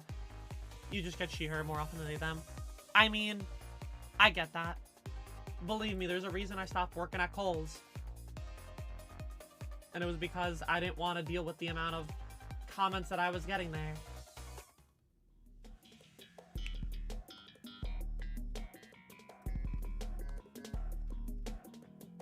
You like confusing old Southern? You know? Valid. Valid.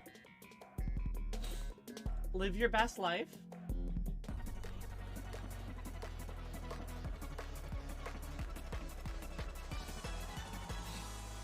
Alright. Let's not do something silly and eliminate ourselves this time.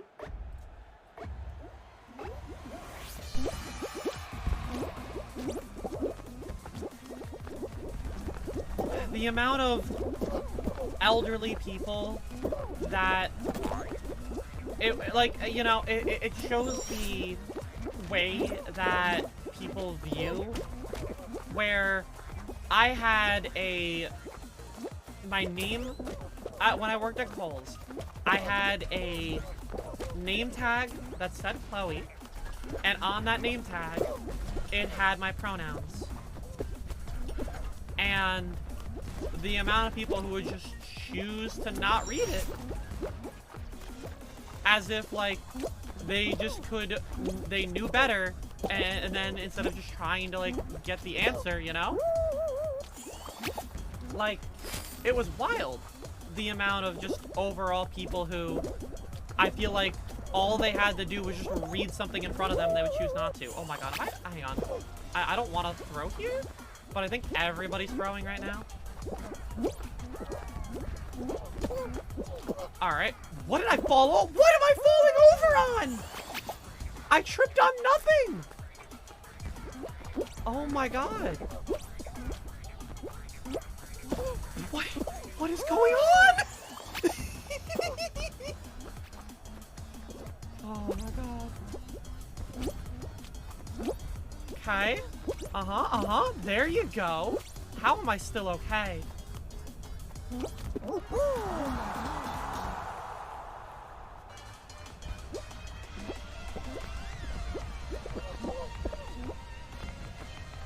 That is one thing that helps you feel a little better, is that you don't have to come out, even though you wish you could, to those that are more supportive.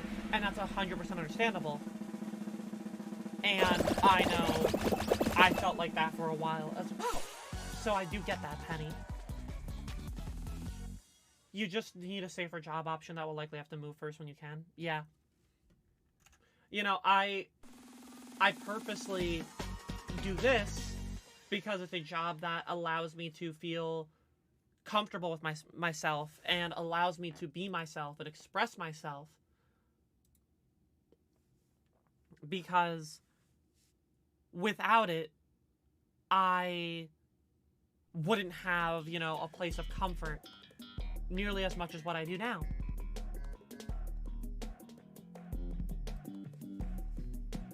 Zaz, I love that you and Gabby are like getting close with each other. And you get to like play games and interact with each other.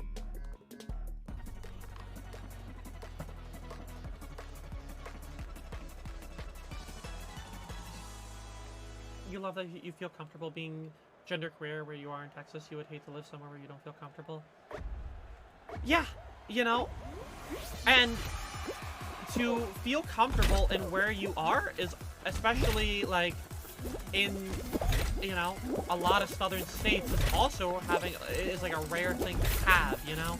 There aren't many people who can say that they're able to feel comfortable, and, you know, at the end of the day, it also goes beyond geography, and it's such an important thing to be able to eventually have for yourself.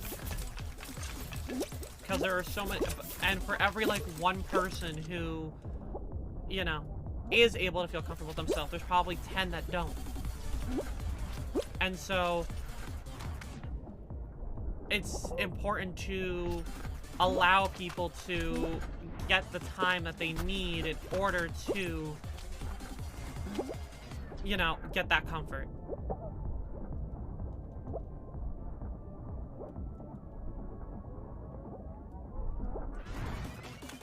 Because without, you know, that like, you know, comfort there and being alone with a lot of that stuff, it becomes rather scary. And you don't want to be like scared of those kinds of things. Killmonger, thanks for following. It gets better. Hope you're having a good day. Thanks for being here. Also, welcome on Quiet Panic. I hope you're having a good day. Did that person make it across? I can't tell. Yeah. Yeah, Gator Golf made it across.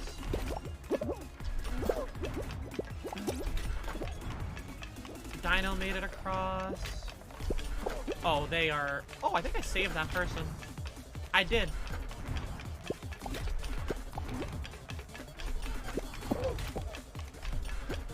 Betabot fell?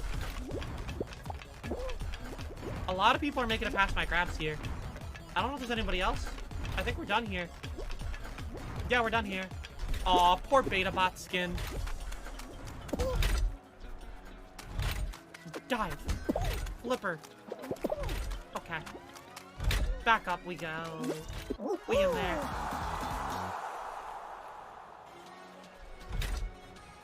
Yeah, they give you the stream key to be able to stream on it, Benjamin. So while I don't own the channel, other people are still able to do guest streaming. Every channel has that ability too. It's just obviously you have, you know, you're literally going live on somebody else's account. So there's protections that people go into with this kind of stuff.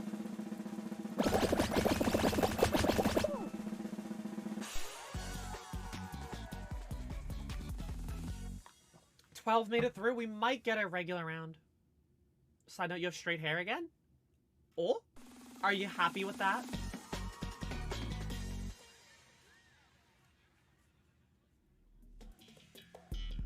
You think really coming to terms with your gender to get to the point of being comfortable here, though? Or it took it took a really, I assume, really long time. And yeah, I was saying it before Quiet that the first month of me coming out was my own internalized doubt and my own internalized negativity toward myself.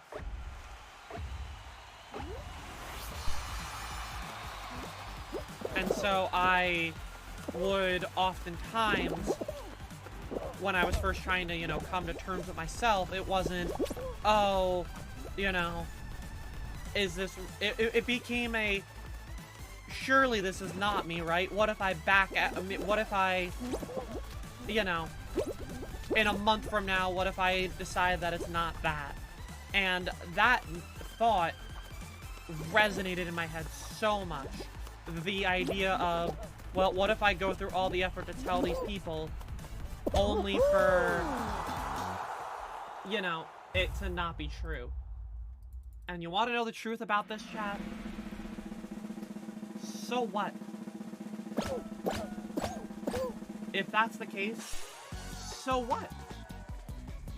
Because it's, you know, gender isn't a one-track thing. You can feel like something one day, and then it doesn't have to be a permanent thing the next. And once I allowed myself to feel as such, then that allowed me to get to the point where I was able to finally start taking the next steps forward. Shady, thanks for following. It gets better. You're right, my name is not Shirley. You got me there, Tura. You're able to make a lot of friends who are also LGBTQI during the time, and you're able to be learning about really help you. Yeah, if I wasn't in college, and I didn't have, like, the first person I came out to be as understanding, it would have gone such a different way for me, I can imagine. Because the self-doubt is a huge thing when it comes to coming out. But 9 out of times 10 if you're questioning something. Yeah, exactly. That was one of the things that I had to tell myself, too, was if I'm spending an entire month trying to figure all this out, there's probably a reason that I'm feeling this way. And I should just stop denying myself that. Oof. Down goes one. Yeah, gender fluid is wild.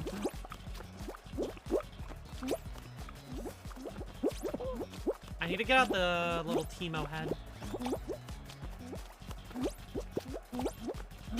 Okay.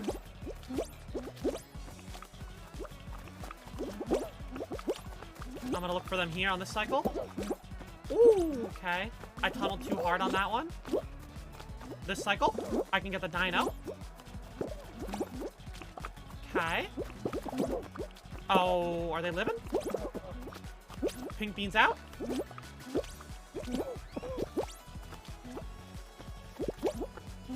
Okay, it's the Assassin's Creed skin, and it's Teemo.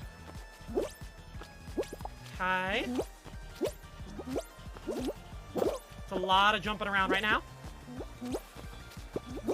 Teemo's out. And they missed their cycle. Okay.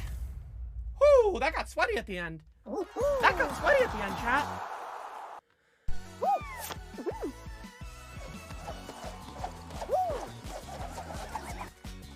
You still struggle with?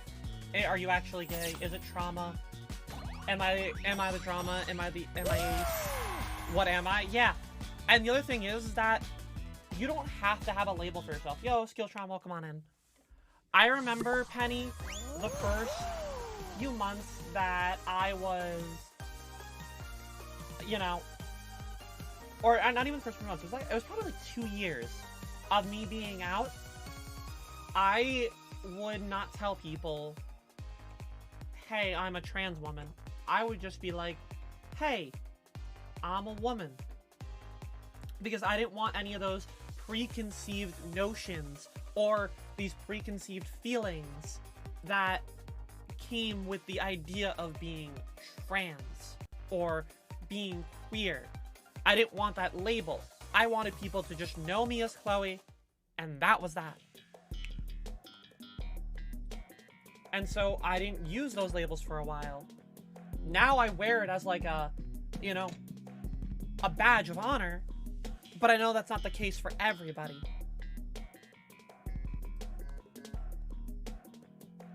It's tough. Yeah, that's the other thing. And like trauma is such a huge impact on people's level of comfort.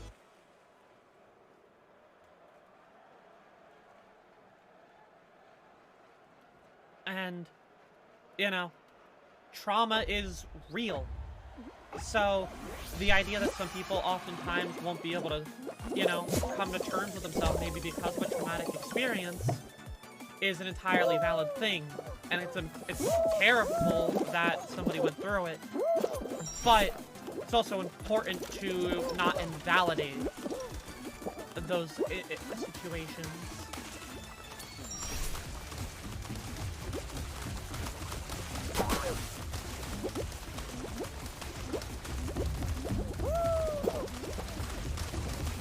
Alright. And, you know, I think, like, again, like, this kind of stuff is, like, ever evolving. Maybe, you know, a month from now, I'm gonna think I'm bisexual. And, you know, finally see, you know, somebody who presents more masculine to be, you know, like, somebody who I could see being romantically attracted to. It doesn't invalidate the years that I've been saying I'm a lesbian. It just allows you to understand that sexuality and gender are fluid, and it's important to allow yourself to not feel like you are restricted by what the first thing you say that you are, or the first thing that you came out to say that you are.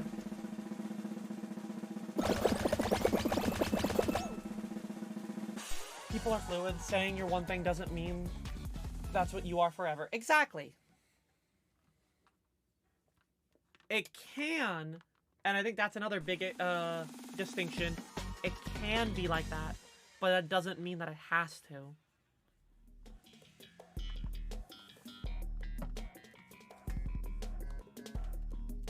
And once we allow ourselves to understand that, it provides so much more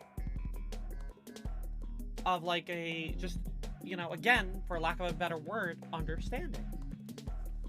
You hate fitting into labels in general? Yeah. And that is totally understandable. Because some people will allow a label to, or you know, not some people will allow.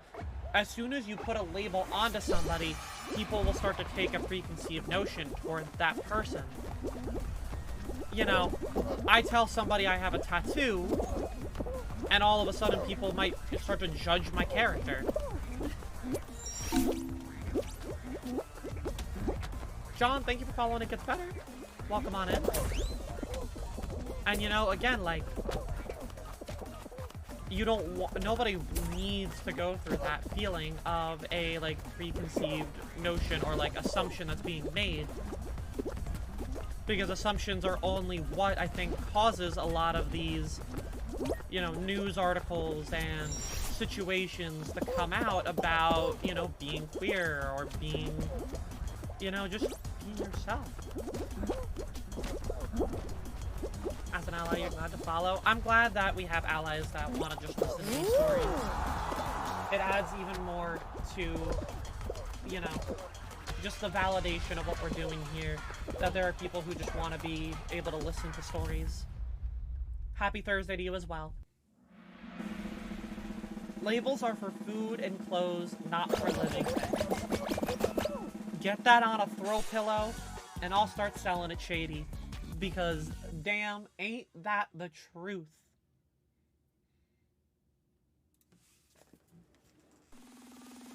It just feels like a box and people feel like they might need to be in one or stay in one, just be you. You can't be contained. Exactly, and some people's box might be larger than somebody else's. Try to come to terms with the fact that you're non-binary, but it's all... Well, I guess... I think... I don't like the way that you've worded that to yourself. Because it's not pointless. You know, Mr. Hands? It's not pointless. Because that is saying that your identity is pointless when that's not the case. You should be able to be yourself and be happy with yourself and not, you know, say that who you are, how you feel is pointless. It might be, you know, less, you know, it might be pointless to come out to a certain person, but to outright deny yourself that, I think, like, that is, you know, something that is, while hard to change, it's important to allow yourself to realize. Yeah, we just got some good old hoverboard heroes here. That's alright, we'll get a couple kills here. Look, there's one. There's two. Yeah, let's make it a third. Oh, I kind of knocked them down. What about, like, if I do this? Does that pop them off? No. Oh, that person just jumped off. Thank you for the hydration reminder. Field, thank you for following It Gets Better. This person is causing me problems on purpose, and they're in my way and annoying me. I need to come up here. Okay. I need to make that... We're okay. I had to stick that landing.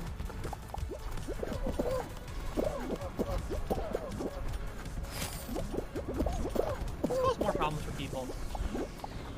Here. Enjoy the fan. Oh, I see.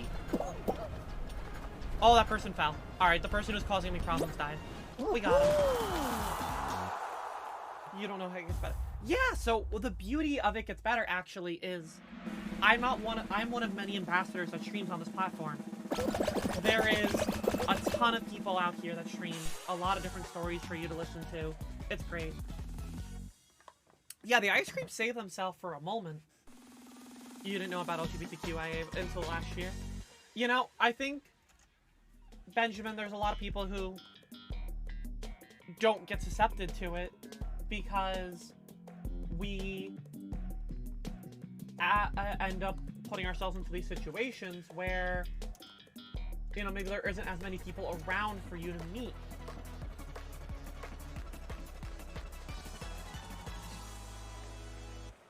You know, I didn't really understand what, like, being trans was growing up because I didn't know anybody who was trans. It was only until I met somebody that I really start to figure myself out a little bit more.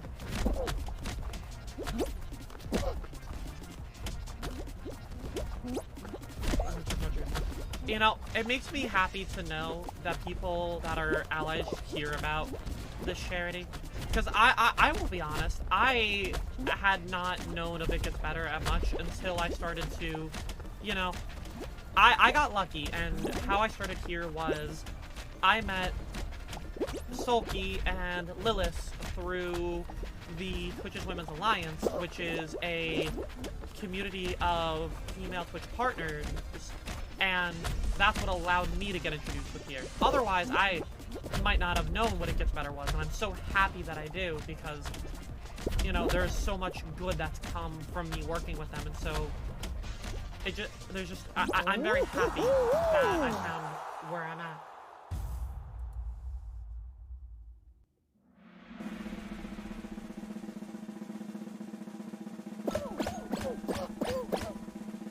Yeah, and I think it's important not to, you know, say, obviously it's one thing to talk about what it was back then, but we have to just obviously make sure that we're never saying less of the acronym because it possibly invalidates somebody. Like, not that there's the intention. That's why I tend to just say queer, because queer is all-encompassing. Whereas, you know, saying LGBT when it's LGBTQIA plus, you know, that allows you, because there are some people who often will feel like their identity is being erased because of it. And that's not to fault you, John, at all. It's more to tell something that's important, because again, it's important that we hear these things.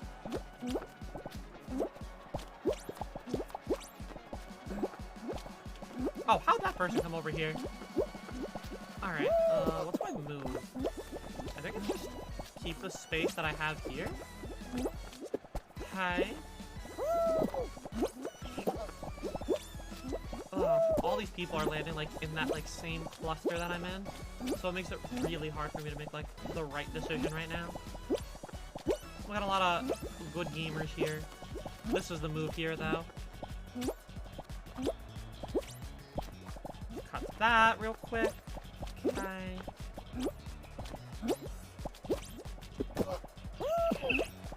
Alright, I'm gonna come back around here, and then I need to cut off of this person's path here. Okay. How did they land there? Oh my god, this is getting sweaty. Yeah, there's a lot of people, even some that are in this chat right now that use they, them pronouns.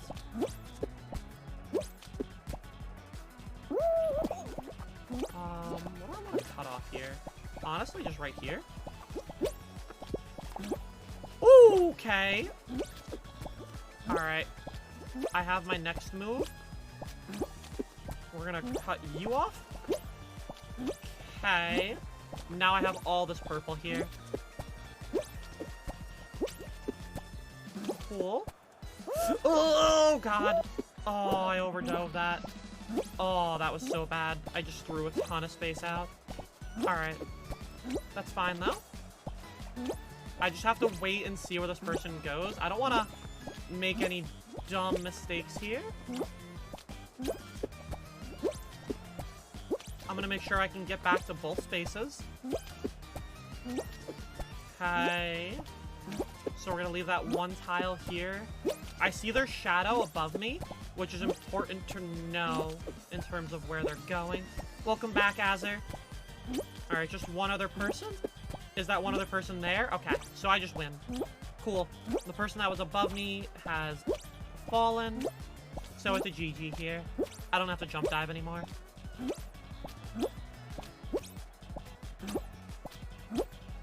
Just watch as they run out of space. Oh! Oh! Good attempt! Good attempt! Between 2001 and now, the community is better being understood. Yes, exactly, John. I think that's such a great way to do it. Yeah! Julie and I got to play some games, and it was great. You're doing a squad celebration in the final round. One of your squad mates switches to the opposite team. That is not normal, Shady. Sounds like a bug right there. That is a big ol' win. I don't think you've seen anybody. I have a lot of those wins here, John.